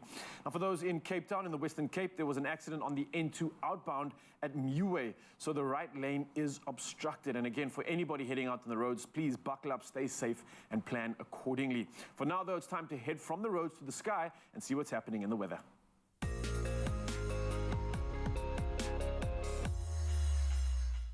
All right, when it comes to weather news, of course, we have the latest, and the snow and ice that has caused travel disruption across the UK yesterday was set to continue through last night and into today. Now, the UK MET office has, MET office, has said temperatures could fall even lower than the minus 15.7 degrees Celsius, which was recorded in Aberdeenshire on Sunday night, which was a record for this year so far. Now, yellow warnings were issued to cover northern Scotland and northeast England from midnight last night until noon today. And the Met Office is saying it's provisionally been the coldest day in the UK since December 2010. Now, there was also heavy snow in Scotland and southeast and eastern England, with weather-related delays hitting road, rail and air travel. Now, meanwhile, 3 boys aged 8, 10 and 11 have drowned after falling into an icy lake near Solihull on Sunday. Now, the Met or MET office has issued fresh snow and ice warnings covering large parts of the UK for this morning. Conditions could, however, last until Thursday. Well, from our weather news, we head over to the sunrise views, and for our 7 a.m. update, we have Maureen Turner all the way out in Durbanville, and she shared this mystical shot showcasing a blue-orange infused sky. So abstract, so artistic, but I absolutely love it. Next up, we've got Nosikhumbuza Portia Mia, all the way from Berga, who shared this eerie view with us, showing the violet and pastel-colored clouds. And it looks like an absolutely magical painting indeed. I love it. Thank you so much for sending this one through. Next up, though, another regular, Nancy Govender from Pennington, KZN, sent through another pink sky featuring a palm tree, giving us the festive feel that we all signed up for. And finally, Kevin Buchanan, all the way out in Durban, sent us this bright ball of light. And come on, does this not just feel like summer? I love it. Thank you so much, Mzansi, for sharing these epic sunrise views. 063-408-8863. Bring it on and make us smile as we continue to bring you the rest of the weather updates this morning. And speaking of updates, let's take a look at the rest of the country. Starting off in Polokwane, your day starts at 17 up to 26 with some thunder showers, and much the same from Mbombela, 18 up to 24 degrees. Pretoria, the thunder showers continue from 17 up to 25, and Johannesburg, 15 is your low up to a high of 22 degrees Celsius. Moving over to Mahikeng, where the rain and thunder showers continue, 17 all the way up to 24 degrees. Klerksdorp sees a low at 17 up to a high of 24 degrees. Kimberley, 19 up to 29 with some thunder showers. And Bloemfontein, starting off at 15 all the way up to 25 degrees Celsius. Moving around the coast now, went over to Richards Bay. The day starting at 22 up to 28 with some rain definitely expected. And much the same for Pietermaritzburg with the rain, 17 up to 26 degrees. Durban sees the day starting at 23 up to a high of 27, and Mthatha, 17 is your low up to a high of 26 degrees. You can expect some thunder in your side of the world. And much the same for East London as we move around the coastline. Thunder showers continuing from 21 to 27 degrees. Cradock sees the day starting at 17 up to a high of 33, but you can still expect some rain. Berga sees the day starting at 20 up to 28, and George, the rain continues from 17 up to 24. And yes, let us pray that the rain falls in those catchment areas. Yes, please. Moving on to the mother city now, 19 is your low up to a high of 23 degrees. Rain as expected, and much the same for Worcester, 16 up to 29. Sutherland, a chillier start of 10 up to 25, and Uppington taking a scorcher from 22 up to 36 degrees Celsius. Again, Mzansi, thank you for sending those incredible pictures in. We absolutely love it, and we love seeing how you start your day. But now, though, let's take a look at what's happening with the rest of the show, and G's got the latest. Well, in fact, you guys at home have got the latest, because earlier on the show, Zoe asked you to help to choose between 2 exquisite dresses from Woolworths, 2 very different vibes. So option 1 was a gorgeous white embroidery dress with some puff sleeves styled with some white mules. Great look. Option 2 was a pink satin slip dress styled with ankle strap stilettos. So let's have a look at what the votes say. So Merle Snyder saying the pink dress, emphatically. Moira Cupido saying, good morning, Expresso fam. I think Zoe must go with option number 2. That's what she thinks. Naomi saying, 2, pink one. Des Abel saying, love the white dress. Adelaide Williams saying, the white dress. Caroline Moses saying, the pink dress. Linda Torlo saying, the pink is my favorite color. Marlene, pink dress.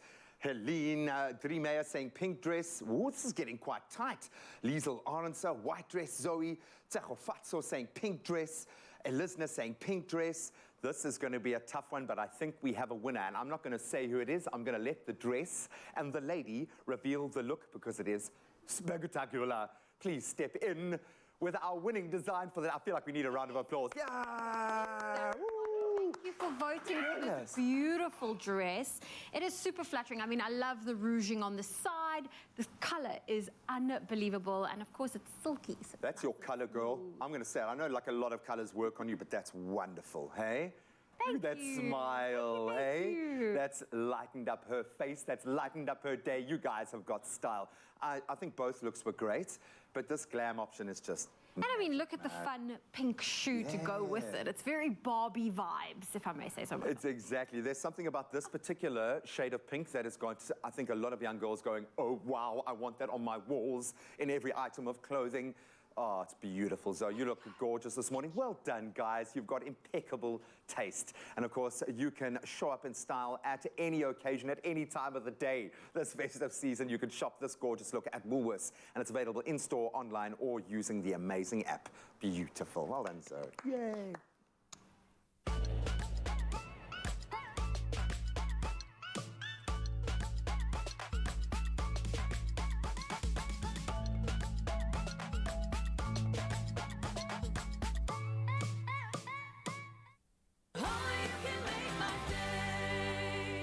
Crush is about to unlock your 100%. On this exciting new TV show, you can realize your potential and live your dreams. I dream of cooking in a 5-star restaurant. I dream of singing to the world. Buy any Crush and share a video of why it should be you to our WhatsApp line or upload it on our socials, tagging Clover Crush and hashtag Crush. Plus, you stand a chance to win your share of 500,000 rands worth of prizes. Crush, 100% goodness.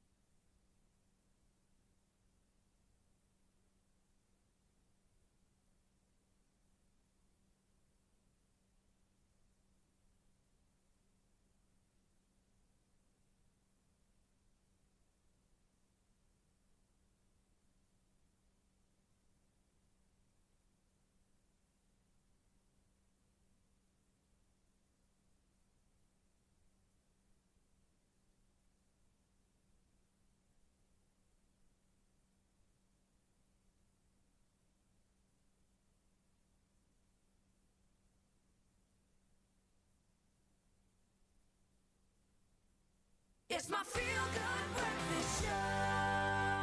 Welcome back. It is your Feel Good Breakfast Show. And yes, we are so excited for the World Cup semi-final taking place tonight. So excited to the point where we asked you on social media, who do you think will take the win tonight's semi-final match? And that is, of course, between Argentina or Croatia. Who will you be rooting for? And we asked you to share your voice notes. Let's take a listen to the first one. Good morning, Feel Good Expresso show team. Mrs. Nirmala Devi Mudley of Amkumas. Of course, both the teams have played their game excellently well and deserve to be in the finals.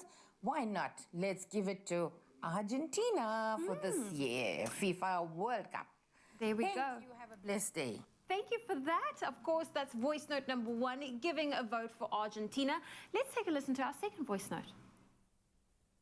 When another coach is out, another one must follow. It would be unfair to CR7 if Messi can win World Cup. So I want Croatia to win. Oh, you want Croatia to win. So we've got a vote for Argentina, 1 for Croatia. Let's take a listen to another voice note that came through on our WhatsApp line. Hi, good morning. My name is Renston, and I say good morning to everybody in the studio. My team for this evening is Argentina all the way. Well, there we go. Listen, before we say good morning to Qatar, I'm going to put my weight behind Croatia. I feel like this has been the World Cup for the underdogs, so I'm always rooting for the underdogs. So there we go. But hey, let us know if you want to weigh in on that conversation on numbers 063 408 8863. Yes, I think the expectations of the world kind of tending towards Argentina because of a certain GOAT status of a certain Lionel Messi. I think even those of us that sit on the fence want to see this man succeed. Good morning, Qatar. Good morning. It's Ryan and Graham here from the Expresso studios. Good morning to our beautiful SABC Sport family. Hope you're having the most amazing time. What a World Cup. It's been the World Cup now nearing its conclusion. I can't believe you're already talking about this. So the first of the mouth-watering semi-finals between Argentina and Croatia taking place tonight. So the 2 semi-finals and the final itself will be played at the beautiful Lusail Stadium. 8 games so far have already taken place inside this stunning venue. Look at that. Wow. And includes 2 of the tournament's biggest shocks as well. So maybe there's something in this space. We had that 2-1 victory for Saudi Arabia over Argentina. They seem to have gotten over that little blip on the radar. Then, of course, Cameroon's 1-0 defeat of Brazil. The stadium also been a happy hunting ground for Argentina as they beat Mexico in the group stages here. And then, of course, I think probably their biggest hurdle to get here, they beat the Netherlands on penalties in the quarters at this exact venue earlier in the tournament. Yeah, let me tell you, G, the stadium is absolutely electric. I was there for the Saudi game. Oh, it blows up. Aircon under the seats. It lets you even get rowdier than ever. It's so funny. In Qatar, the first thing that everyone talks about is the aircon under the seats. Come on. But I'm telling you, the stadium is incredible. Now, it has a capacity of just under 89,000, while its shape and facade echo the intricate decorative motifs on bowls and other vessels, typical of the golden age of art and craftsmanship in the Arab and Islamic world, and it definitely ticks that box. Now, while the action on the field has been intense, there's also been some interesting action off the field. Yeah, I'm talking about a freestyler. I mean, not all of us could just be flown over to go and watch a game. Some people have to actually earn the right, all right? Freestyler, you did a great job. No better man to deserve it. So I'm talking specifically about someone you probably know already, freestyler Lirian Santos. She is undergoing a series of challenges to get tickets to the World Cup final this coming Sunday, obviously. And in her most recent challenge, Santos was challenged by none other than French living legend Marcel Desailly to do keepy-ups around the entire education stadium. Let's see how she got on. Yeah. She's got more challenges to do. Oh, awesome Show is us that? some love online. Oh, definitely. You definitely deserve tickets to that final, for sure. Okay, I'm sorry. Okay, we've loved all of the action on the field. We love what's going on social media. But we are alone in the respect of one man, okay? Yeah. Because footage of a fan getting busted by his girlfriend at the World Cup has now gone viral. So if you haven't seen it, take a gander. The pair were obviously in the crowd during Brazil's quarterfinal clash against Croatia. The man was seen holding up his phone as his partner looked into it while applying makeup onto her eyes. He saw a gap. Things quickly turned as the man appeared to catch the attention of someone. It was off screen. Oh. He smiled and winked, and it's going to happen again. It's going to happen again. Oh. You? Oh, sneaky badger. Oh, man, someone ain't going to the final, I don't think. Wait for it. She felt that wink, eh? She felt that. Hey, what was that? What? It was that third flutter. Oh, I love it. But the tech at this game is absolutely insane. I mean, there's cameras everywhere. You cannot hide. For good reasons and maybe for bad for some other people. Oh, man. Well, we've loved everything about this World Cup since it started. There's been some amazing action on the field, so many upsets, and I think so many of us are wanting to see an underdog take this one. I think Morocco have earned so many new fans. Croatia, the kind of grit that they have shown, they might just be up for it, but they are playing against the GOATs and a team that want to see this man do it tonight on the biggest stage. So good morning, Qatar. We love you guys. We'll see you again to do it all over tomorrow morning and chew on the gristle from tonight. Have an amazing day and enjoy the semi-finals of the World Cup. Absolutely amazing. Buddy, I've got to ask you in your heart of hearts, because I know you're a fan of the underdog. Yeah. And I love the way Croatia fought until the very, very end. But there's something about the way Messi, even when he slotted that penalty, probably the only pro player to slot a penalty in the last 6 months. Showing the composure. Yeah, that Argentinian side, it almost feels like they know it's their time. They do. I think it's theirs for the taking. It's theirs to lose right now, and it's going to go up against, obviously, a Croatian side that has galvanized over the last few games. I love that. They've got Modric in absolute form. The man is experienced like no other. Yeah. He might be the GOAT that goes up against the actual GOAT and takes this one over. So, I don't know. It's going to be interesting. But, of course, I think it is Argentina's to lose. Yeah, man. Look, whatever this World Cup has taught us, if you're thinking about taking a bet, take a bet on the underdog. Do it now. But it is going to be a scintillating showdown, so enjoy that, and then we'll go through all of the highs and the lows tomorrow morning. Oh, thank you, gents. Well, listen, things are heating up this summer and it is in full swing to say this festive season, so we need a refreshing yet delicious drink to cool us down. Now, Five Roses is giving you the ultimate showstopper for your Christmas table, your picnic, or even a braai with a lemon and ginger iced tea granita. Now, Raul, come and join me here as we make our iced tea granita, and I'm going to put you to work. So in front of you, you've got some ginger beer, you have got a little bit of honey, you can mix that together in the bowl.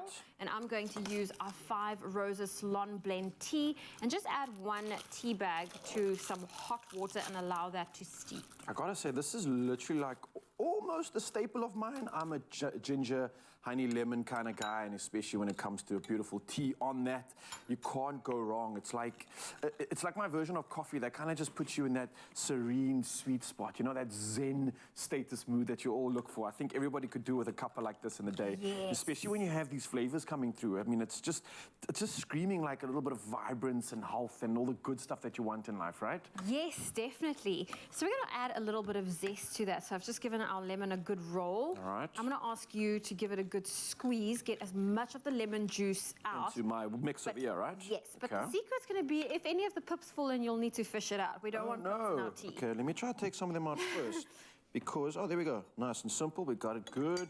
See, 1 pip went in there. We're getting as much of a squeeze as we can, yeah? Spoon or this big spoon that I've got over here.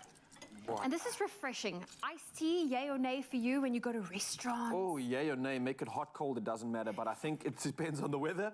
Obviously, if it's a hot day, then definitely something icy will just quench like no other. All right, I'm going to start fishing out my pips along.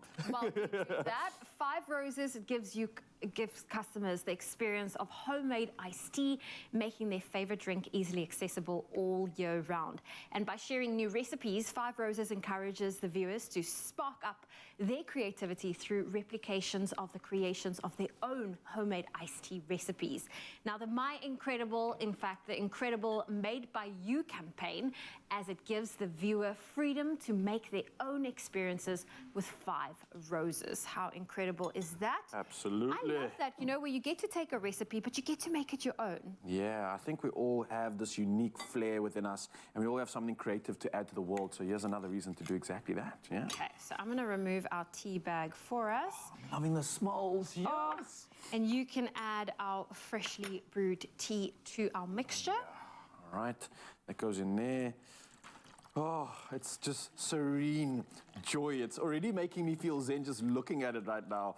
And I think this is something that I absolutely love when guests come over too, just to have that social aspect of let's skinner with some tea. You know what I mean? Well, full the tea. That's where that phrase is coming from. There we go. Our mixture you're going to add to any tinned dish. You're going to pop that into. You Whoa, can add what's that going on here? for us. Okay. We're going to put this in the freezer. All right. And for about 3 hours or so, you want it to really get frozen. And then you'll use either a spoon or a bit of a grater. And you can just zoop it until you get those. Zoop it up. I call the zoop, but you get the ice shavings, and that's then what you get left with. Oh, smart. This is wild. How cool is that? Is that how it looks in the future? That's how it's going to look in about 3 hours' even know time. this is how it's going to come out. Well done, Zoe. This is awesome. Can I have a little taste? Of course. I can't resist this. All right, Tell let me tuck in. us if you can get the flavor profiles from our 5 Roses Ceylon tea blend. Oh, wow. Imagine like Willy Wonka in winter and it rained. This is what the snowflakes would taste like. It's so good. The sweetness of the honey coming through. Obviously, the 5 Roses just giving all that extra flavor, which I absolutely love. This is a perfect combination. Do you eat this? Is it like a... This is awesome. Spoon. Of course, if you pop it in a glass and as it melts, you can sip on it. Kids would love this. It's like a healthy slush puppy as well. Yeah, it is. Oh, cool. I love it. Homemade, which is incredible. And to all the tea lovers out there, we are giving you the chance to win 1,000 Rand cash, and that is with 5 Roses.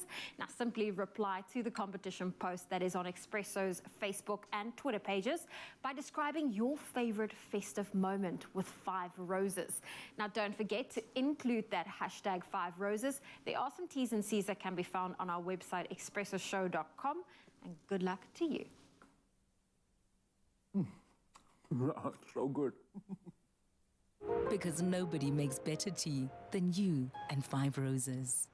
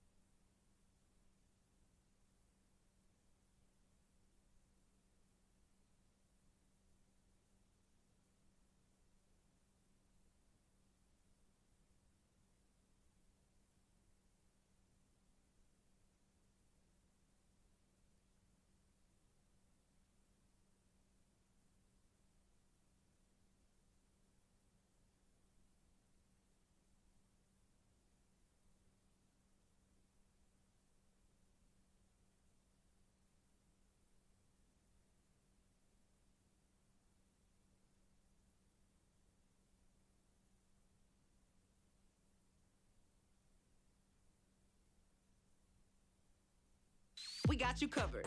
24-hour long wear, new skincare and ingredients, better skin by the day, diverse shades, transfer resistant and waterproof. For all skin, for every life. New Color Stay Longwear Makeup. It's my feel-good breakfast show. Yes, Mzansi, welcome back. It's your feel-good breakfast show, and stand aside. The Queen has arrived. Eastern Cape's rising star, Queen Noma, is joining us in studio today to showcase her talent by the boatloads. Now, having been chosen to be a lead singer in the international Motown musical, Project Noma Mbeki then formed her very own record label. Yes, her very own record label. And she's also doing this to assist young people from historically disadvantaged youth to unearth their musical abilities. I absolutely love it. And she's obviously unearthed hers, and we're going to find out more about it. So why don't we take a listen right now?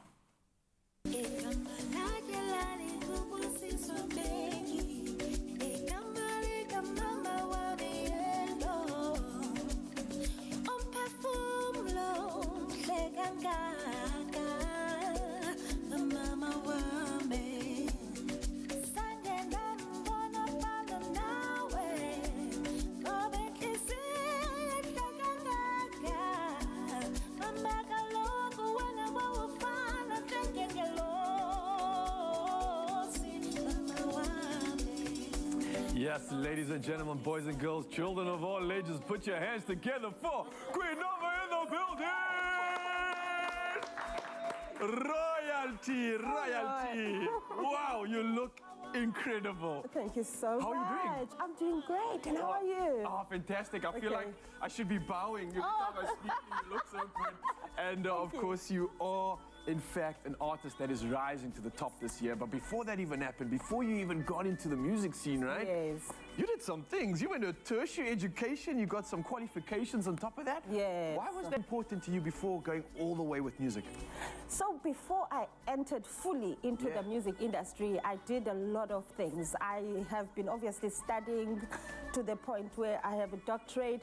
Not only that, I was coexisting with a mission of developing my own companies. So at the age of 19, while I was still a student, I started my own property company and many other businesses. So I felt it was so important that before I engage into the arts, I've got a very solid, stable financial backbone with which I can do my passion without worrying about bread and butter, as it happens to be the case for so many musical artists. So I started my businesses involved in many sectors, property. I also have tertiary institutions. I also do charity whereby I donate bursary. This year I donated over 1,000 bursaries to South Africans all over the country. So I felt that it was very important for me, before I get into the music industry, my passion, that I stabilize my stability in terms of my income so that I can be a blessing to this nation while I'm doing music and give back appropriately. Have to stress about that. And not have to be stressing about bread and butter, I love that, and I think it's something that a lot of South Africans can actually take note of, the fact that you are looking at various ways to secure yourself, to make sure that you are stable, and I love that. Now, You've done something, apart from all these qualifications, I'm trying to think to myself, what do I even call you, Dr. Queen? And I think the only thing missing is President. Oh, that's the only thing missing right now. But look, on top of this, you also went ahead and started your own record label. Yes. That's huge. I mean, it sounds like you have so much on your plate already, but why is this important to you, and why make sure that you keep control of your creative process? The reason why, so I've been in business for a very long time, since I was 19.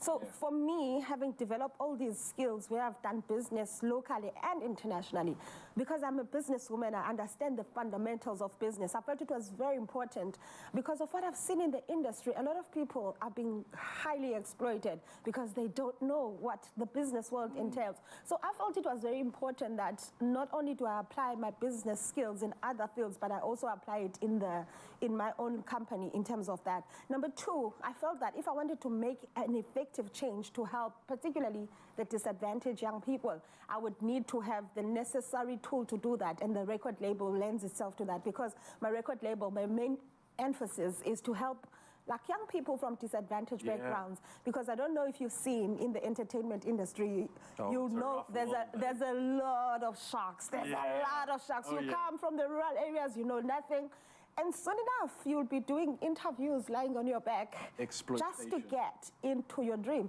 So what I wanted to do is to create a safe space to make sure that kids that are coming from disadvantaged backgrounds that don't have the means are able to realize their dreams without compromising themselves morally in terms of selling your soul in order to make sure you get to your destiny. I just wanted to make sure that's not the case. So I started my label as a way of giving back as well. I feel like everybody now, myself included, is like, where have you been all our lives?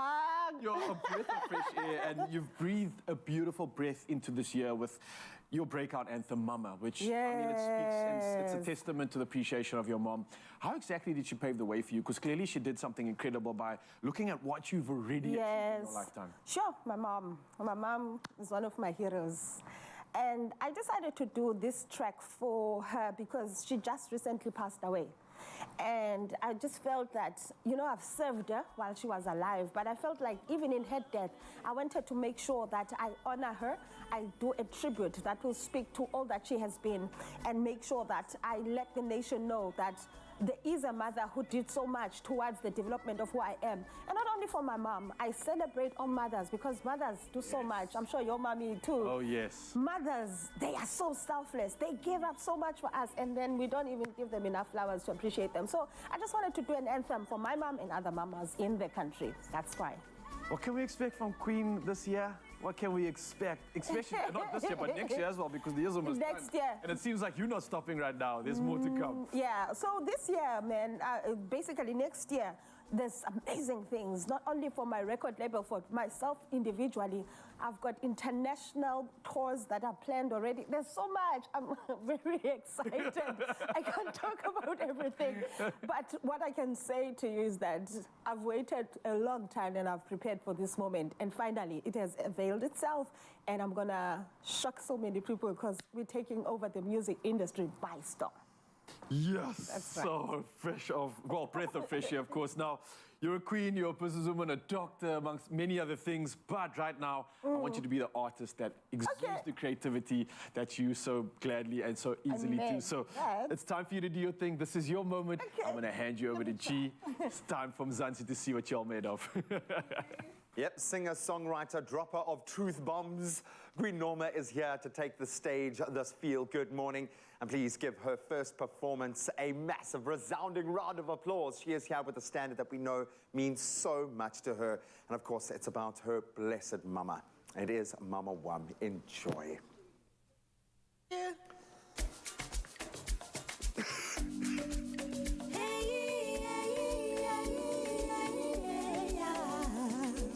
When Mama Wame,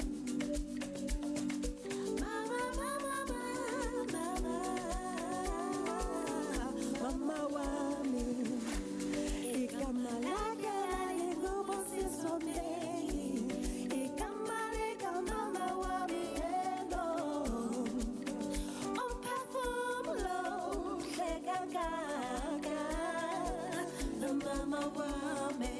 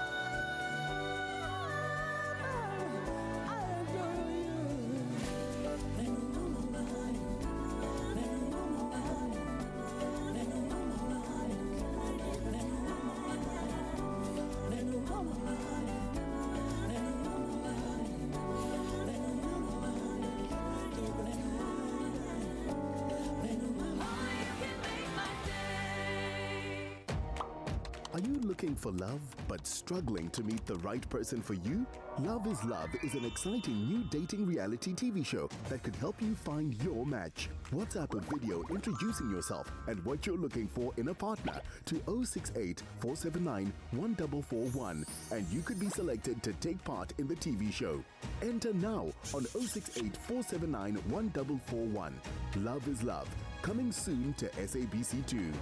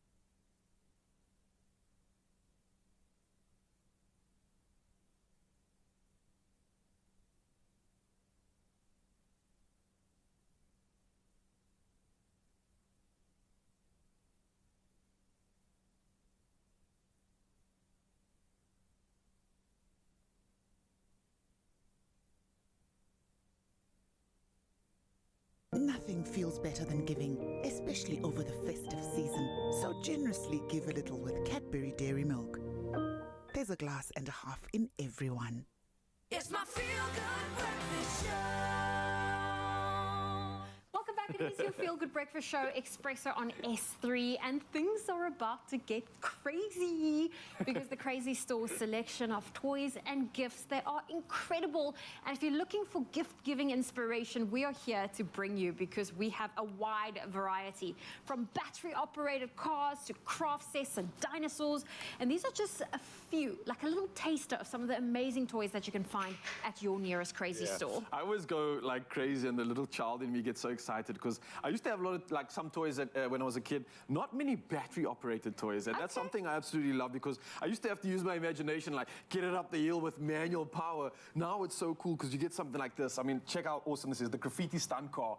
It is so much fun, battery operated, lights up, this full of color. At the same time, the wheels in the front literally like turn and go crazy. Wheels go crazy, and it's also got wheels on the roof, so this car really does all kinds of flips. You can never tip it, and that was the one thing when you had a remote control car. It's like you drive it and then, oh, it goes in a ditch, and you're gonna go walk after it. But this thing, it seems like it can never fall over. It can go upside down, inside out, roundabout, reverse, you name it. I love it. Well, listen, for the kid that loves to be crafty, My Little Unicorn, this DIY jewelry set is any DIY lover's go-to thing.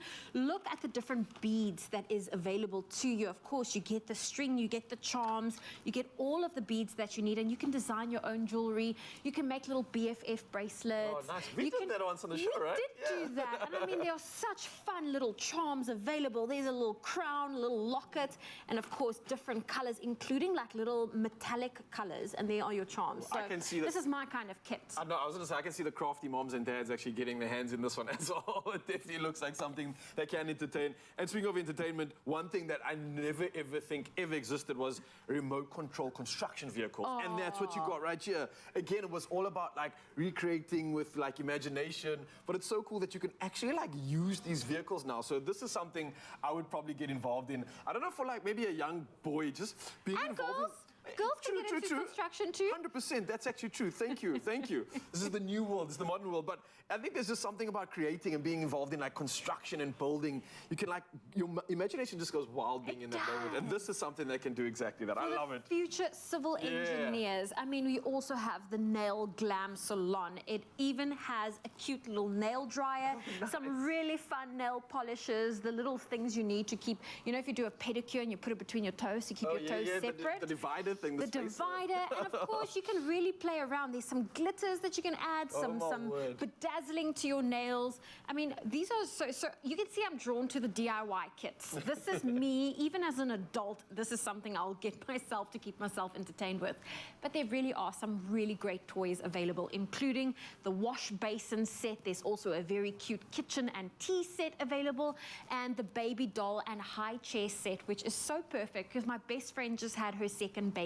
Oh, yes, and so now the toddler, who is a big sister, wants to be involved with the baby, but obviously it's a bit fragile. So she got her own little high chair. Her dolly also now gets to sit in a high chair. Cute. She but gets I think to help mom. Most of these gifts, they don't just stop at the time when you open them. I think it's just like endless in terms of the amount of enjoyment you can have and the varied enjoyment you can have with your friends too. And of course, Mzansi, you stand a chance to win your child's wish list toy. Right, so this is how it goes. Simply reply to the competition post on the Expresso Facebook, Twitter, or Instagram page and tell us all about your child's favorite toy from the Crazy Store selection and what makes this toy so awesome. Now, 5 lucky viewers, or 5 lucky children actually, are going to stand a chance to win their wish list toy. Don't forget to use the hashtag CrazyFestiveToys. Now, the competition does close at midnight. Your T's and C's can be found at expressoshow.com, and you're going to try to figure out which of these we're not going to take for ours. I'm taking them all. I'm taking them all. These dinosaurs. They are quite cool, eh? Nice. Big or small, we have got it all. Everyone will find something at the Crazy Store. It's no wonder South Africa considers the Crazy Store the crazy fun place to shop. So the kids are clearly sorted for Christmas, but how about the grown-ups? Let's get into some delicious treats.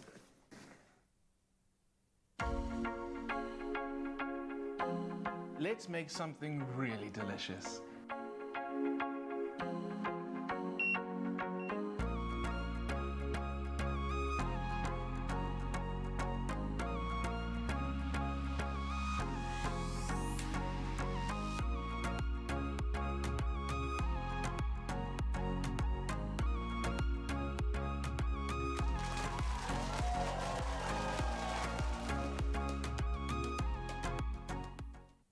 It was only a matter of time. We love it. So Lamingtons have a bit of a cult following. We've seen it on the show, and for good reason, because they're amazing. Now, Woolworths Make Your Own Lamingtons kit does all the hard work for you. All you need to do is add a few baking staples, follow the easy instructions, and wait patiently for them to be cool enough to eat. And of course, we made it even easier because now you get a pocket-sized clemmer on your phone. Literally. Talk me through how awesome this is. All you got to do is scan the code, right? Right. So Woolies have created these QR codes right over there, and they've done this for over 50 products, which is so amazing. All you do is scan it, and that video pops up.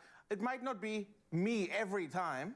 Oh, but we hope. We hope, You can man. only hope. I mean, It's going to be like a little bit of a gamble, hey?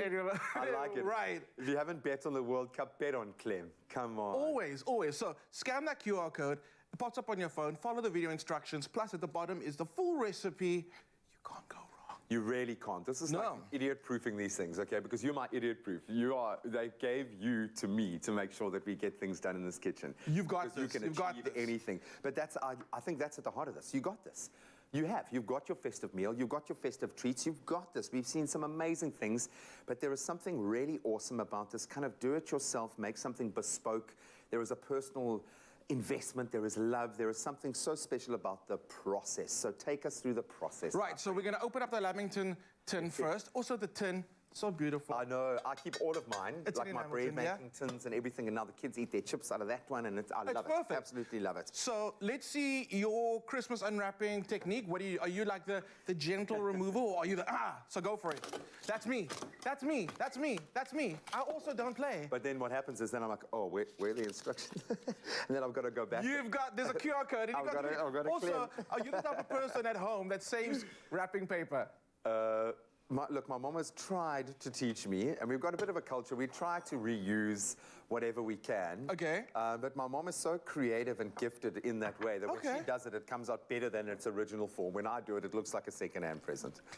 What is going on there? You've just put something hot into the melted butter? Hot water and butter. We're going to actually make the chocolate glaze that the lamington goes into. Because essentially what you're making is a vanilla sponge. Then you dip it in the chocolate. In chocolate, eh? And then you roll it in the coconut. So going for a spa day. So then, gee, you see, you left the tape. It's always the tape that gets you come Christmas. Okay, so here's our coconut. That's going to be the final step. Okay. That's going to go, you can actually scatter that into your plates along. Okay. This is the actual sponge cake mixture. Everything's labeled for you, so you don't have to guess. Okay? Then this is the chocolate mixture that's going to be used to make your icing. Glaze. Oh. Desiccated. Lamingtons are like super decadent. I love them. Yeah, it's an indulgent treat that you always end up going back for more than you thought you would. I think that's the thing. So you've got to bear that in mind. Make us twice as much as you think you're going to need. Agreed. With these sorts of things, because I have a feeling it's going to be a crowd pleaser. But this is great because there's a lot going on in a little amount. So if you need something sweet, you need that little kind of finish off, that cherry on the top of a beautiful meal, this is the guy. Agreed. People have arrived, they're hungry, the meal's not quite ready yet. Let's satiate their hunger with one of these. And you deserve to have dessert before your main. We do after this year, After this year. You can give that a mix for me as well. I'm going to get working on our sponge. Milk, oil goes in. It's so simple. We should have actually done... Can I use the whisk, or are we going to use it for anything else? You can use it for whatever you like. We should have done like a little time challenge to see how quickly we could put this together, because I believe we could have done this in a minute. Then what would we have spoken about for the other 4 minutes, man? We can talk about the current status of Lamington approval throughout the world. I don't know. Are Lamingtons, is this like one of those things that's dividing nations? Is there a country that's claimed them? I heard New Zealand at one point was like, oh no, mate, hit them in the fish guts. We got the Lamingtons. That's a terrible what is that? It's not Australian. You've got to talk inwards when you talk in New Zealand. You've got to talk inside you, man. A little bit, like literally the middle. You almost went a little bit Jamaican as well. Where are we? That's in honor of Ryle this morning. A bit of a Jamaican man, that was Indian hilarious. Okay. But I do believe they've claimed it. So we give it to them. We'll give it to the New Zealanders, okay? Yes, okay, so we're going to scramble, beat this all together. And then quite nice, no, there's not like creaming, you don't have to cream things forever. It's just like get it in a bowl, mix it all together, get this flour mixture in. That actually begs the question, is there a part of the cooking process that you hate? Creaming just seems to be something that you'd really dislike. Is there something you're like, Okay, true story. Not baking, but when you have to work with garlic, you have to get the skins off the garlic. Annoying. So I just buy the garlic from Woolies that's already like just peeled. See, this is how Woolies, all their new product development, they speak to Clem and they're like, is something irritating you this morning? You're like, yeah, I really don't want to cook a whole gammon. Like, okay, now we got it sorted. Boom. Showstopper. Done. So it comes together so quickly. Quick and easy. What you can start doing is take little squares that you've got that we've already pre-baked, and you can square into the chocolate, roll, all the sides coated, and get like a decent amount of that chocolate on there. From the chocolate into the coconut, coat. Look, hands are getting a little bit dirty, but it's fine. Look at how that sponge just soaks up that chocolate. It doesn't have to like hang around for too long. It does the job. Yeah, 100%. And we're gonna go in with our sponge. And that's a Lamington. That's a Lamington. I mean, it's so easy. It is so easy. New Zealand, what are you complaining about? No, I do love your accent. I mean, I'm kind of like a Northern Irishman who immigrated to New Zealand, maybe. And spent 6 months in Jamaica. On his way to Sri Lanka. So absolutely beautiful, bud. I love these. And then you can actually pile them back into the tin and gift. Who would you gift it to? Which presenter? I'll give it to Ryle, seeing as I've been throwing shade on his beautiful accents this morning. I'll give it to Riley. I missed it. I'm going to go back to you and check them out. So absolutely, I love the fact that you can gift it. So like I mentioned, over 50 products, including Machau's beautiful range, and that's a steamed bread. It's all there, all done for you. The videos there, the methods there, the ingredients there. It's so simple. What I love is you can actually gift it to someone, get the other ingredients because it does give you a list of everything else that you need, like the butter and the oil and the milk. Yeah, and give Make it it with them. Make it with them. That's memory. Memories are created in the kitchen. I mean, I will never forget the day you gooed your New Zealand accent. For life, for life. Memories are created in the kitchen, and this is how you create those memories. And that's why I love these kits so much. I love the QR codes as well. Yeah. It's amazing. I love the fact that we get to have you in our home for Christmas. Absolutely loved this recipe. It is pretty simple, and I know, yes, you've got a Chef Clem, downloadable Chef Clem to help you through it, but in case you missed any of the steps, take a look at this. Yeah, we made Limingtons.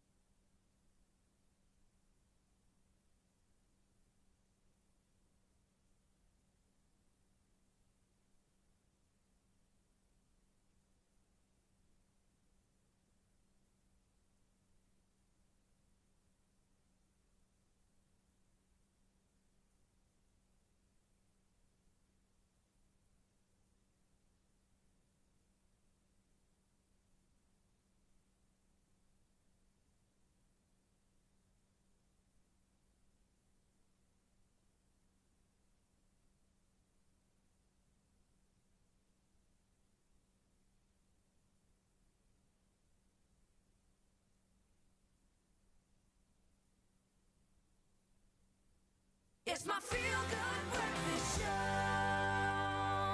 Yes, Mzansi, welcome back. Your Feel Good Breakfast Show. We are tucking into all the good stuff right now and going to do exactly that in just a bit. We're heading to the kitchen. We've got the Queen here as well, so there's so much happening. But of course, before we get into that, official duties must commence, and Zoe is standing by with the latest. Cheers. Thank you, Ral. Let's start off with national news. The Minister of Transport, Fikile Mbalula, has expressed his condolences to the family and next of kin of the people who died yesterday morning in a collision on the N1 near Windburg in the Free State. The accident happened when a truck went out of control and crashed into a taxi. 13 people, including the taxi driver and 12 passengers, died at the scene. 2 passengers' conditions is critical. Mbalula appealed to motorists to be vigilant when venturing on long trips, especially when traveling at night. And staying with local news, the city of Johannesburg has requested a 3-day exemption from Eskom regarding rolling blackouts. This is due to the impact of devastating floods and thunderstorms, which have resulted in prolonged power outages in several parts of the city. Eskom is currently implementing stage 5 power cuts due to a breakdown in generating units. Gauteng is expected to face more heavy rain and flooding over the next coming days. Johannesburg's Environment and Infrastructure MMC, Michael Sun, said, and I quote, 3 days will be sufficient for us to get all the outstanding faults resolved. Now, moving to news abroad, several African leaders have arrived in Washington for the US-Africa Summit, which will be hosted by President Joe Biden. The three-day summit begins today and will aim to demonstrate the commitment of President Biden's administration to the continent, says the organizers. A total of 49 heads of state and African Union Commission chairperson Moussa Faki Mahamat have been invited to the summit. Mali, Guinea, Sudan and Burkina Faso, which are suspended by the African Union, weren't invited. Eritrea was also excluded. And allegations that Qatar bribed EU officials to try to win influence are of the utmost concern, European Commission's President Ursula von der Leyen says. Ms. von der Leyen said the accusations were very serious and called for the creation of a new EU ethics body. Belgian police have arrested 4 people, among them European Parliament Vice President Eva Kaili. Now, the 4 have been charged with corruption and money laundering. Qatar has denied wrongdoing. Belgian police seized cash worth some $632,000 in 16 searches in Brussels on Friday. Computers and mobile phones were also taken. And on a lighter note, dog lovers in Nigeria's commercial capital, Lagos, were dazzled at a weekend carnival where man's best friend strutted the red carpet in colorful outfits. Jackie Indimogu, organizer of the Lagos Dog Festival, now in its 4th year, said, and I quote, "I'm happy to say that Nigerians are beginning to understand the love language of these animals." Now, American Eskimos, French Bulldogs, Siberian Huskies, American Staffordshire Terriers, Poodle crossbreeds and Golden Retrievers were some of the dogs that took the red carpet and bagged prizes. Pasha, a 6-year-old Caucasian Shepherd mix, was crowned Dog of the Year. He wore black sunglasses and a matching red and black Scotch outfit, as did his owner, Madiza Saidu. I chose red because it's vibrant, it's royal, it's majestic, just like him. That is according to his owner, Saidu. Now, in line with this year's theme, the theme was splashes of colors. Well, on that happy note, that's where I leave your morning headlines. Let's take a final look at your sport with Graham.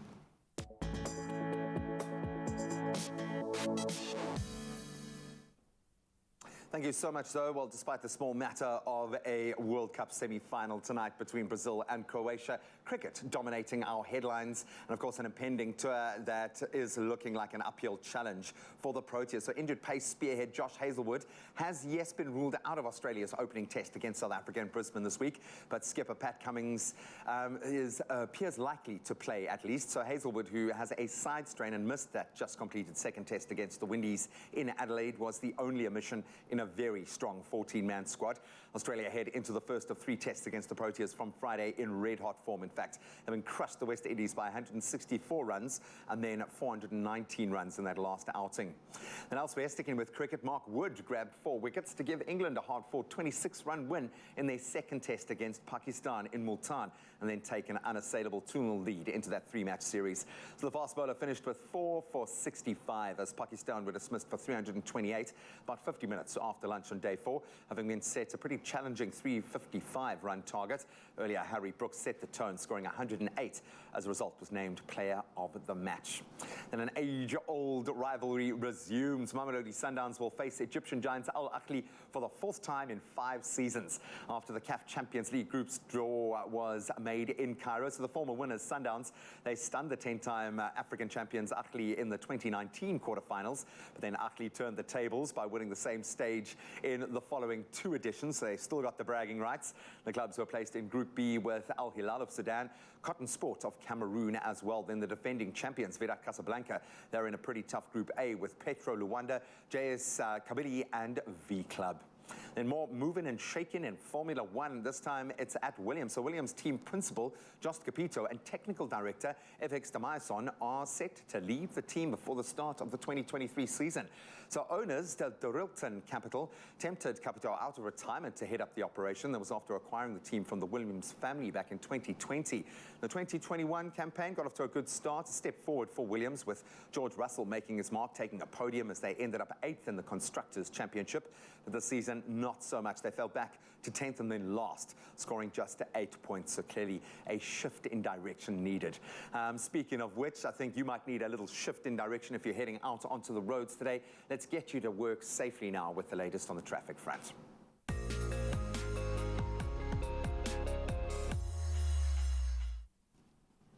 Thank you, Graham. Well, let's start off with traffic in Roodepoort, Johannesburg. There's a road closure on Hendrik Potgieter Road, and that's between Johan van der Staden due to damaging roads caused by heavy downpours.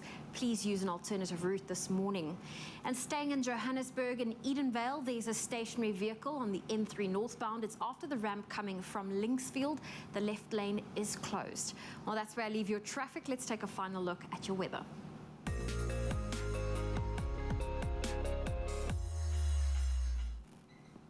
And we start off with some news. The Tankwa Karoo, which borders the Western and Northern Cape, is isolated from the outside world due to flooding and rivers bursting their banks. More than 100 millimeters of rain has fallen in the past few days. Dams are overflowing and farms, roads and infrastructure have been damaged. In KwaZulu-Natal, the Department of Cooperative Government has warned of continued heavy rain in parts of the province. Several road accidents were reported in Durban. In areas of Johannesburg, residents are still without electricity after 4 days due to damage caused by severe thunderstorms. These include Randburg, Fairlands, Lenasia, Pennyvale, Reefhaven and Hursthill. Now, City Power says damage to infrastructure amounts to billions of rand and some substations are still underwater. Meanwhile, the SA Weather Service have issued a yellow level 2 warning for severe thunderstorms over Gauteng, the Free State, Mpumalanga, Highveld, parts of the Eastern Cape and eastern parts of the Western Cape. Now this morning, for your final weather update, let's look at those sunrise views that you share with us. Kicking us off is Bruce, who shared this delightful view of this morning. Look at that, and that photo was taken in central Drakensberg. Noura Lila out in Kaberga showcased these orange-lit wispy clouds. Emil Jones from Buccleuch in Johannesburg sent one of his signature photos of the sun peeking through the branches of the naked tree. And finally, Enslin van der Aert shared this spectacular view of the golden sun warming up the sand along the shore in Kaberga. What a beautiful photo. Well, if you have a sunrise view that you'd love to share with us, our number is 063 408 8863.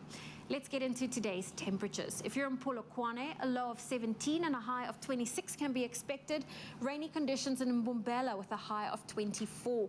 Pretoria 17, 25. Johannesburg 15, 22. Thunderstorms in Mahikeng. 17 is your low, 24 your high.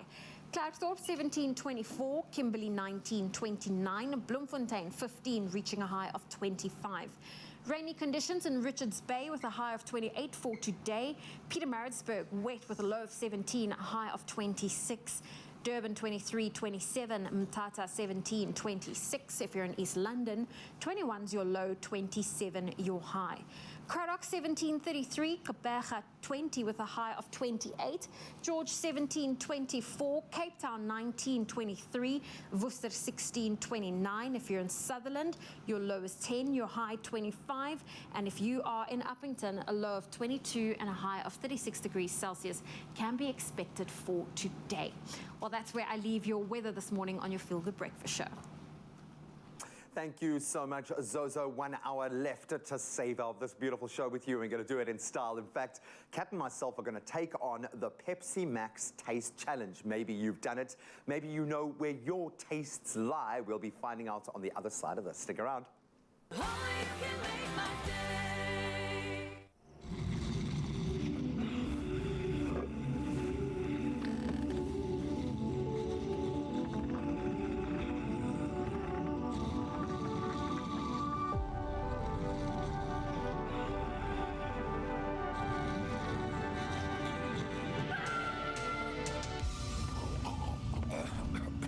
Defeat your mucus monster, Mucofizz. Loosen mucus and phlegm for clearer airways. Brought to you by Pharmadynamics.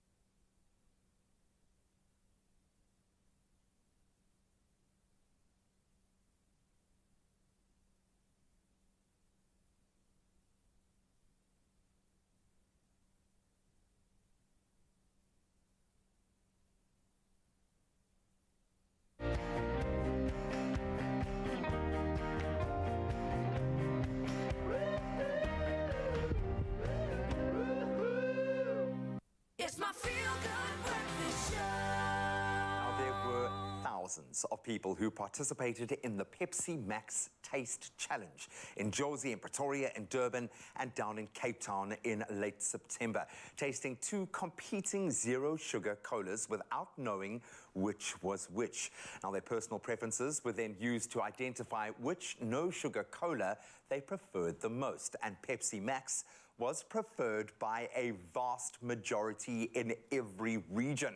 So that adds even more impetus to give a very warm, feel-good welcome to Kirsty Smith, who is the Senior Marketing Manager of PepsiCo for West, East and Central Africa. Best job in the world, Kirsty.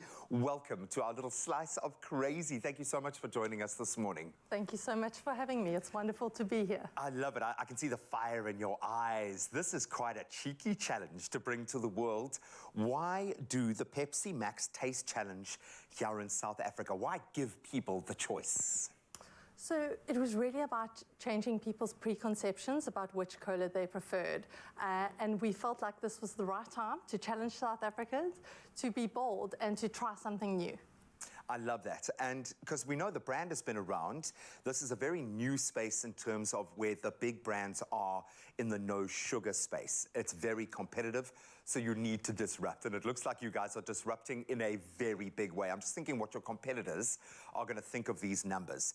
So let's talk about Jozi and Cape Town, tied at 65%, 66% in Pretoria, and down in Durbs, they're loving it, 72% who preferred Pepsi Max. I know you love the product, you're fully emotionally invested, so was this a surprise or was this like, we knew it? We've always believed in the great tasting of our Pepsi Max product. We absolutely are thrilled, though, with the engagement we've seen from consumers. And definitely, I think a lot of consumers have been surprised by the amazing taste of Pepsi Max. I love the fact that you're not shoving it down our throats, you're giving us the choice and saying your choice is perfectly fine, even if it's not us. That is quite a brave thing to do. That says, I'm getting goosebumps, because we don't often get brands willing to literally put their money where their mouth is. Were you nervous embarking in this space? Because this is quite a big thing. Given our position in South Africa, there was definitely a level of nervousness. Like I said before, we believe in the product. We know it's a great tasting product. But it was really about putting it out to consumers and seeing how they felt. And we've been blown away by the results. And we are going to continue to make sure that people know about Pepsi Max and that they have the bold taste of Max in their lives. I love it, and I think more and more people are going to adopt this. There's a bit of a novelty about it as well, but the brand has been there for so long. Internationally, it is so loved. South Africa deserves our shot. Now, of course, you had to take a challenge like this to TikTok. So for those of us who were born on the wrong side of the digital divide, talk me through Pepsi Max moments. How do we create a moment like that? What is a Pepsi Max moment? So for us, Pepsi Max moment is really just living your boldest, most creative life. And it's taking what you do and what's important to you to the next level and using Pepsi Max as your bold kind of inspiration to take it to that next level. What is next? Now that you've disrupted the market, it creates expectation. People are now very eagerly awaiting what you guys are going to do next in our little slice of Africa down here. What's on the cards? So we are going to continue to engage with consumers. We're going to make sure that we convert South Africans and that you're all Pepsi Max lovers.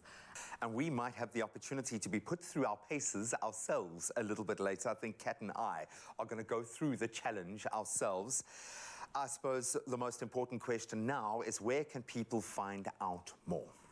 So you can follow us on our socials, so at Pepsi South Africa on Facebook and Instagram. Look at our website for all our upcoming promos. It's pepsi.co.za. Yeah. And get onto TikTok, man, and have a little bit of fun. Start creating your Pepsi Max moments. And what a beautiful time to be doing this as well. I've got to say, as someone who gets a front row seat to so many of these kinds of bold moves, this is one of the boldest and the coolest moves we've seen in a long time. So well done for backing yourself. I absolutely love that. And I look forward to the weeks and weeks of drinking that are going to follow now, because we're going to have to go through our paces as well. It is time to change your drink. Taste to the max. No sugar. This revolutionary beverage has the same refreshing, crisp taste of Pepsi without the calories. Darker and bolder, but still full of flavor. Well, thanks, G-Man. Well, on the topic of great taste, this next recipe will thrill the taste buds because breakfast on Christmas morning is equally as important as lunch, and our one-pan plant-based meal can be ready in minutes. Now, think halloumi and white beans baked in a rich, smoky, Spanish-inspired tomato sauce. Nondo Miso is here to show us how it is done. Yes. Yes, this is This so is exciting. exciting. This is vegetarian. Yes, vegetarian, which is great. Which is great, especially in terms of, you know, Sunday lunches can get quite big. I say Sunday, I mean Christmas lunches, Christmas dinners. And this is a great way to just make sure you've lined your stomach and you've had a good hearty breakfast. Good hearty breakfast, easy to prepare, and absolutely delicious. I would actually just have this for dinner, never mind Same, breakfast. same. I don't know exactly, right? So we start off by sauteing our garlic. Do you want to slice up some garlic for me? Let me slice up some garlic. Get you some garlic fingers there. How thinly sliced do you need the garlic to be? Please make it relatively thin, right? Okay. So quite thin. So most people would have a garlic crusher, but we are going old school and chopping the garlic. Yes, we're using our sliced garlic here in our recipe. So we sauteing the garlic until it's browned, and then of course I'm going to add in our tomato. So we're doing. Be careful, it's getting heated in here. Some baby plum tomatoes. Okay. And then to that, we are going to be adding some salt and pepper to taste. Now, you started off by, chili. kicking off the garlic in a little bit of our Be Well canola oil. Yes. Now, pure canola cooking oil. The Be Well canola oil is locally produced. It's naturally cholesterol-free. It is low in saturated fat, and it is perfect for all your cooking needs. And their canola oil is high in omega-3s, which is good for heart health. It promotes brain health, and it fights cancer cells. Now, make the smart choice and enjoy a light, natural flavor with a cooking oil that cares. Yeah. Okay, so I'm still here chopping. Chop, chop, chop, garlic. Okay, so I've added some chili, some smoked paprika, and I'm going to add in our cannellini beans. Now, you can always substitute these for something like butter beans if that's what you have at home, or you could also use chickpeas. Although I think the cannellinis are just delicious. The way to go. Yeah. And, oh yes, we're going to add in some sugar as well. This is really quite hearty and delicious. Okay. Are you going to be cooking? You were asking me earlier on if I'm going to be cooking for the family. You're going to be cooking this Christmas. I will not, because that's the perks of going home to your mother's house. She is already planning the menu. I love that. She has, she wants to know which days will I be home and not seeing friends and other people. So, yeah, I'm just looking forward to having some of Mom's home-cooked meal I for know, me. that's the best part. It is, and nothing compares. And I've already asked her, start stocking up the freezer, because I want to bring meals home. My mom loves to make these little care packages for me where she cooks a couple of basics, and then at home I can just add some finishing touches. Oh, that is so sweet. I still have Mom's food at home. I love it. And I think sometimes families don't understand that there's something so special about eating home-cooked food. Like when I go home, I don't want to cook. I want to eat my grandmother's cooking. I don't want to go to restaurants. I just want to eat my mom's food. Thank you so much. Okay, we can crush. Very much crush. Okay, we'll add it in anyway because you work so hard on that. Thank you. It would be a sin not to add it. Okay, so now we're using our halloumi. We're using our halloumi. We're just going to arrange it on our skillet, and then we are going to bake this for about 20 minutes until the halloumi has browned. Oh. Okay, so we want to arrange our halloumi on our skillet. So once our halloumi is in, I take it minimal stirring is required? Yeah, so no stirring at all, in fact. You just put in your halloumi, put it in the oven, bake it for a few minutes, and then you serve it once the halloumi is ready. Oh, look at that. So we've got the finished product there for you. You can serve it with some, some ciabatta chopped up. You may add a little bit of butter, and that will make for a great dipping sauce for that tomatoey stew that you've made. But this is something I want to have lunch / dinner / any time of the day. And what is amazing is Be Well, they are giving away 150,000 Rand. It is a grand prize, and you stand the chance to win your share of 50,000 Rand. Now, simply purchase your favorite Be Well product, take a photo of yourself and your Be Well product, and send the picture to any of the Be Well social media platforms, or you can send it to their WhatsApp line, which is 060 582-3678,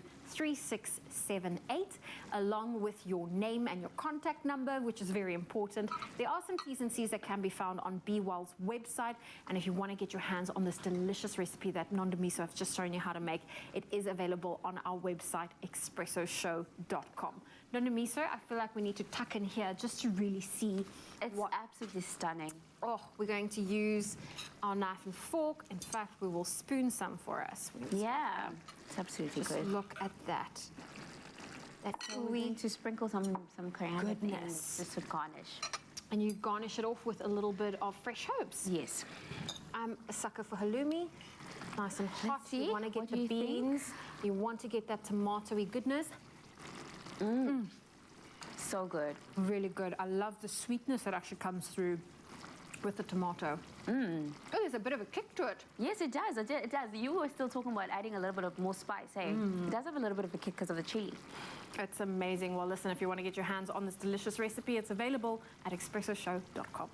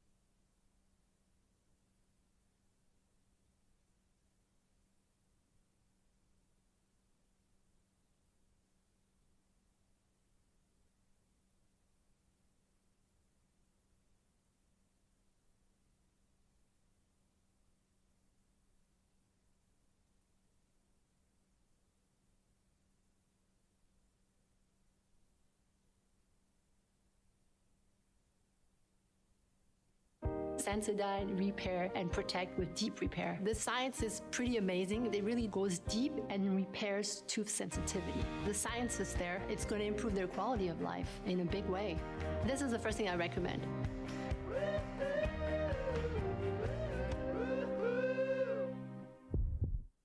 It's my feel-good breakfast show. Now, we mentioned earlier that thousands of South Africans have participated in the Pepsi Max Taste Challenge, where participants got blind taste test 2 unbranded zero sugar colas. Now, one of these just happened to be Pepsi Max, but participants had no idea which was which. They then identified and recorded which zero sugar cola they preferred based on taste and taste alone. And the results are now in, and Pepsi Max was preferred by a vast majority in every region that this challenge was done to date. So I suppose we've got to add our own little region, because we're kind of a country or a province of our own, the feel-good province, we're going to call it. Okay, so we are going to now take on the famous Pepsi Max Taste Challenge. Are your taste buds ready? I've been training my whole life for this. So we've got Dante and Lauren here to take us through it. You look nervous, Boo, like you're going to fail. Now I'm beginning to think I can fail this test, okay? But I love the fact that we now get to have our names and our numbers recorded. We are going to officially be a part of the global test, hey? Yes. Okay, so how does it work? Take us through it. So this is, as you said, this is Africa's biggest taste challenge. We are going to give you 2 sample cups. One will contain Pepsi Max. Okay. The other one will contain Cola No Sugar, our competitor. And all you have to do is just let us know which one you prefer. All right. Which one you prefer. That's all. Have a sip. He says it so nicely. He says it so nicely. Like it doesn't. You're not wrong. Just You're let me not know. wrong. Whatever your choice Whatever is. you taste buds, yes, that's all. Okay. Before we start, can I just have both of your names and surnames, please? You'd like to go Don't first? you know who I am? I need. Wow, it's a lot. It's part of the process. My name is Graham Richards. My ID number is. I've been on TV for like all your life. Since you were born, dude. You were born. I was probably on TV when you were born. Most likely. In the hospital room, dude. I guarantee it. I love it. Okay, so I'm officially on the database. You are. Okay, mine. Great. Are you ready for this challenge? Are you ready? At least I don't know. Oh, and Let's even do it. turns. Look, it turns Let's with a do it. dramatic secret. We can go one at a time. A or B? We'll go again. So one of you can come forward. Would you like to go first? Have a taste of Go ahead. either samples and let us know what you I think. feel like I have to start with option A. Okay, cool. Okay. Do you smell it? Or do you... No. Yes. Yes. It's lovely. Yeah. Very nice. Okay, that's option A. I'm nervous. Can I get a palate cleanser or something? You're supposed to take the entire thing. Because now you've left half. For who? Wait, no. this is- I might have to go back for another test. Okay, this this is is B. option B. Let the bubbles bubble. Popping there in the palate. Popping palate. When do I announce my favorite? What is your taste buds telling you? B. What is it? Beyond a shadow of a doubt. B, beyond a shadow of a doubt. I like it. They were just felt, yeah, that's just my vibe. Okay. I'm gonna have to do it. I'm gonna have to say B. You're going B. Okay. Are you ready for the reveal? Oh, look at that! What? I am South African. Come on. That's amazing. Live life to the max. You sure do know your taste buds. Absolutely love that flavor profile. Beautiful stuff. Yeah. Can you pass the You know what test? I'm wondering right now? Because we've eaten so many of like similar things on the show. Yeah. Do you think our taste buds will be similar as well? Maybe? No? Do you like coriander? That's generally the test. I hope that you're going to kind of taste the same nuance. Let's see. Are you ready? That you're going to I am ready. Come on. Give me the test. Let's do it. And the secret. Great. So Only takes a sip, they say. yes, only take a sip. Have a taste. Oh, it's nice and cold as well. Yeah, that does make a difference. Okay, option That was A. Ooh, it settles nicely there. Liking option A. It's got a bit of a hey, and then just lets you. Okay. Refreshing. Refreshing. Okay. Oh. Okay, now it gets intense. Nah. Don't you feel like you had to like let the go first? Exactly. Yeah, exactly. Because otherwise you've got a double B. Stop. Take your time. You didn't Take smell, your you time. got to smell the aroma Okay, first. sorry. I didn't smell it. Give it a... You can't do that while I'm busy tasting, bro. Okay, I gotta concentrate. Stop it. Okay, sorry. Just a little bit of a...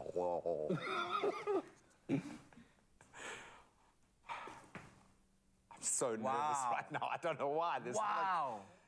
It's weird because like the option B has like a cleaner taste, but I don't know if I feel the and I wanted that and that I got an A. A gave me the Okay. B was like so I'm gonna go with A. We're gonna go with A. Yeah. Okay, we're ready for the reveal. So nervous. 3, Are 2, you South African? 1. Yes, you are South African as well. Yes, man. You sure do know your taste buds. Live life to the max. Thank I feel like it. I feel like you just put us through something intense, guys. Lauren, thank you so much. That was intense. Is that max part of it? It was. That was a max moment. on We your had tongue. a Pepsi Max moment right there. Absolutely. Shared it together. Thanks, guys. I'm so glad, man. I'm Not a so problem. glad. Family now. Oh, maybe it is time to change your drink. Taste to the max. No sugar.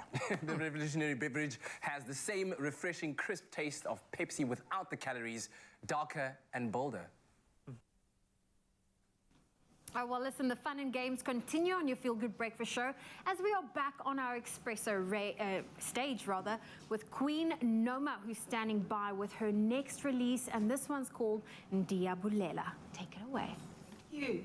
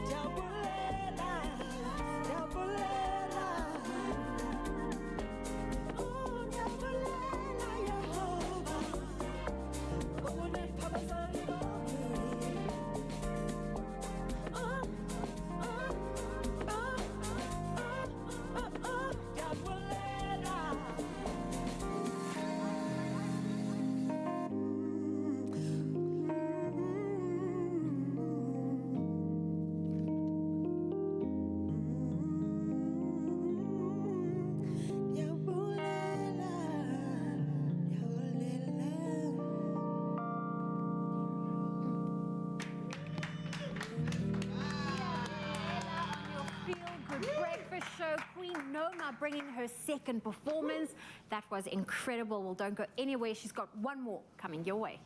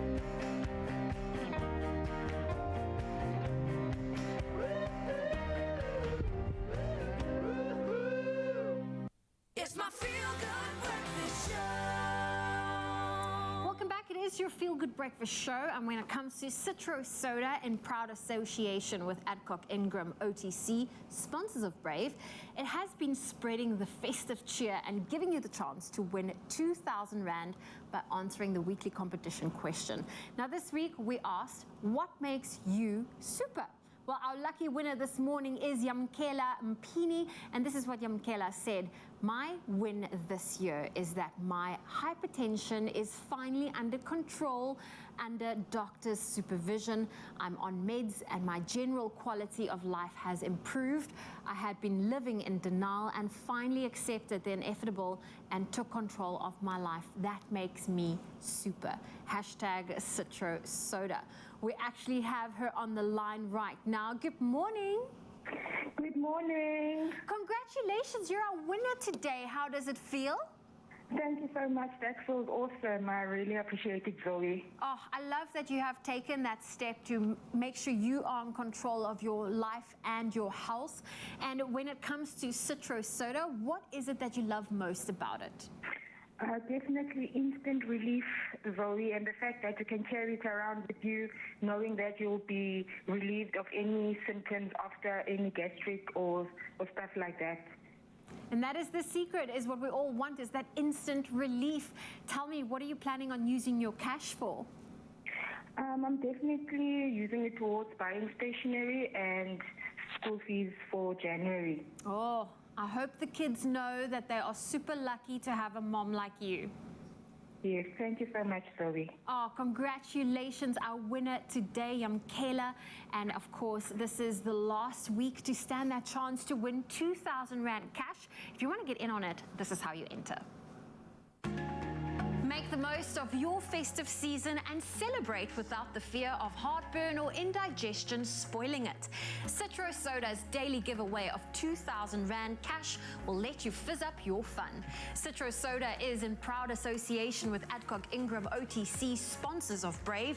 Enter every Monday to Friday, November 14th to December 16th. Yeah, and answer the weekly competition question on the Expresso Facebook, Twitter, or Instagram page, and include the hashtag Citro Soda. Now, your T's and C's can be found on expressoshow.com, and that's Citro Soda, available in original and cranberry. All right, I'm going to say it. Say good morning to your brand new favorite festive season snack. It's amazing. Fruits of the forest, white chocolate, almond, and cranberry bark. I said it, bark. That was a bit of a buzzword within foodie circles, and now we're going to do it. You only need a few ingredients, and it can be enjoyed at any occasion, at any time of the day. Yes. Have you got any room left to fit this bark in this morning? I've been stuffing my face all morning. As you I don't should. even know. Nondu, as you create these amazing recipes, you must, because it's a proof is in the pudding, literally. Yes. So this is really simple to make. If I mess this up, then there is truly no hope There's for me, no hope. okay? We are obviously using our fruits of the forest, which has been a bit of a game changer for me. I've always loved dairy snacks. I've loved my yogurt, but I often want something a bit more substantial with a bit more crunch, a bit more texture, something that's got more going on. Clover fruits of the forest, amazing. But what I've loved is it lends itself to expanding into other recipes. Yes, exactly. That's wonderful, right? It's versatility. Did I pronounce it well? So, I know not a lot going on, but let's see if I can get it right. Let's see Okay, if so we where do can we get it start right. with our bark? We start with the fruit of the forest. We lay that out on our lined sheet, on our lined baking pan. I'm going to just... Yeah. It smells so fresh and amazing. And I like that it's this snack that we're preparing here. You can refrigerate it, and then you could just grab it, and the little ones could enjoy it. And it's a little bit of indulgence, but it's predominantly pretty healthy, pretty nutritious. When we look at the additives, we've got the superfoods of our cranberries going in. I love that toasted almond. And it's all the perfect flavor foil for our Clover Fruits of the Forest dairy snack. It's got a beautiful creamy taste. And of course, then you've got that crunchy fruit in there as well. And you can use any flavor for your breakfast lollies. This is just what we are loving at the moment. And you get that added confidence of knowing that you've got a source of 7 vitamins, perfect as a grab and go for those morning commutes to work or in on the way to school. I wouldn't put it in the school lunch, otherwise everything is going to be covered in bark. But this is a beautiful, healthy-ish snack. Okay, so we've got healthy-ish. And if you wanted to make it all healthy, you could leave out the chocolate, I suppose. Yeah, boo. Well, boo to you, Nondu. Boo but to you. it is also the festive season, so let's do that. So Okay. lay it out for us. Okay, I'm going to try and spread it out. Just spread it out and spread spread out nicely. And then we're going to swirl in that chocolate, that white chocolate. I suppose you couldn't add granola, could you? Ooh, yeah. I suppose. For a bit more I don't know, a crunch. bit more crunch, but of course like we've the sound of got that. the almonds, so that could also help. Okay, so now, what's the vibe here? Can I just kind of... Just spread it over, just pour it over, and then you can use your skewer here just to swirl it through. It looks so yum already. It really does. And this lends itself to like a rustic look at the end, so don't be too precious about... Yeah, no, you don't have to be precious about how I'm you're keeping a little bit pouring for it. Zoe, because she might have a little square left in her little tummy after Oh, everything Zoe, that's been going Zoe and I've on. been eating up a Yeah, storm but today. look, that being said... We tried to rope you in. You were I so know, and disciplined. I've learned, girl, this year has taken its toll on me with the amazing food you guys have been making. Oh, and look at how the chocolate immediately starts to solidify. Yeah. I love that. Oh, I love. Actually, I Okay. think restraint here. Don't overdo it. And then we're going to sprinkle some of our cranberries. Maybe let's start with our nuts. And this is quite a nice one if you're wanting to do something with like your kids, and if they have the same 3-second attention span as dad, this is great because it's not like a full-on bake where you've got to wait hours and hours to get it right. They can invest themselves in the process, and then they get to enjoy the delights of their creation, the fruits of their labor. The fruits of their labor. Always good. That's a good lesson, hey? I love it, and it becomes such a wholesome thing to do with your kids in that space. If I think of the one gift that lockdown gave me was every day going through that process with my kids, and then every birthday within the mix of having to create something for each other because we couldn't go out and buy something. We made the most ridiculous looking cakes, but they were some of my proudest creations because I made them with my little man. Oh, you know, it's the You know? sweetest. And then we've got some coconut flakes there. And the wonderful thing about this is it's also versatile, so you can play around at home with whatever dried fruits you like and prefer. It's really, really versatile. You play around and you enjoy yourself and have fun. Got leftovers of anything. Yeah, something nice and sweet, yeah? But I think the balance is, exactly that. It's in the balance of. So you've got the crunch, you've got a bit of tartness and the sourness of those cranberries, and obviously the vitamin kind of injection there. You've got the smooth flavor profile of the yogurt, and that beautiful toastiness of the almond. This is absolutely exquisite. It is, it is. And we call it just bark. It goes far beyond bark. I'm going to sneak across and have a taste because I think I'm the only person who's not too full to taste. Yeah, you really are the only person who's not too full to taste. We've been eating all morning. How good. Nice. It's cold. It is cold, and it's a cold snack. Nice. Oh, and then you get that little hit of white chocolate, Yes. the almond. Oh, my goodness. So delicious.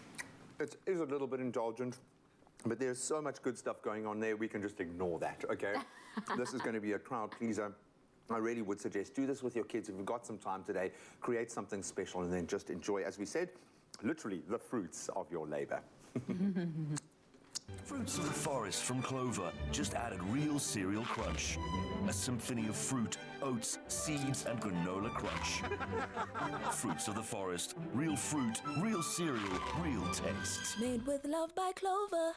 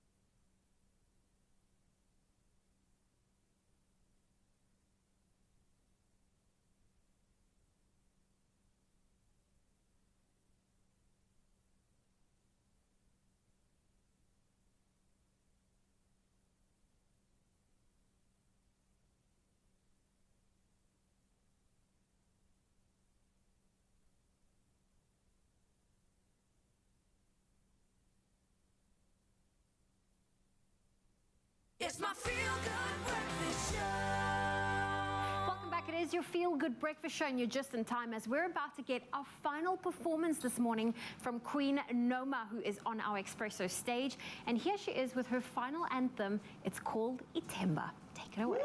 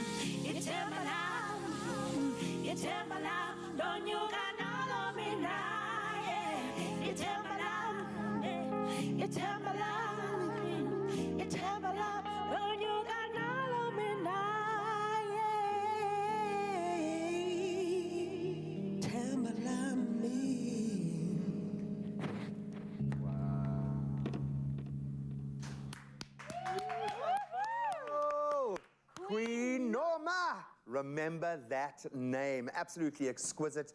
Yes, we love her for the talent that she brought to our stage this morning, but it's what she represents. I'm just thinking about a young girl seeing what you've created, listening to what you said earlier today about owning your own space, owning your own label, helping other young girls avoid that industry trap of selling out in sometimes the most awful ways to get ahead. We love you, Queen. You are a queen and a doctor and everything else, I know, but you're our queen today. Thank you so much. Take a bow, you beautiful lady.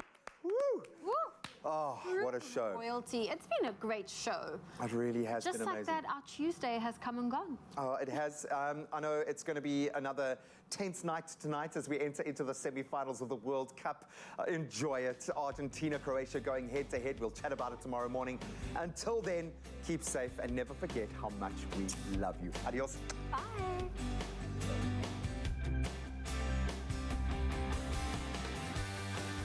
Here's to all those glorious, sweet and savory once-a-year recipes and family memories that makes the season so festive. Made with love by Clover.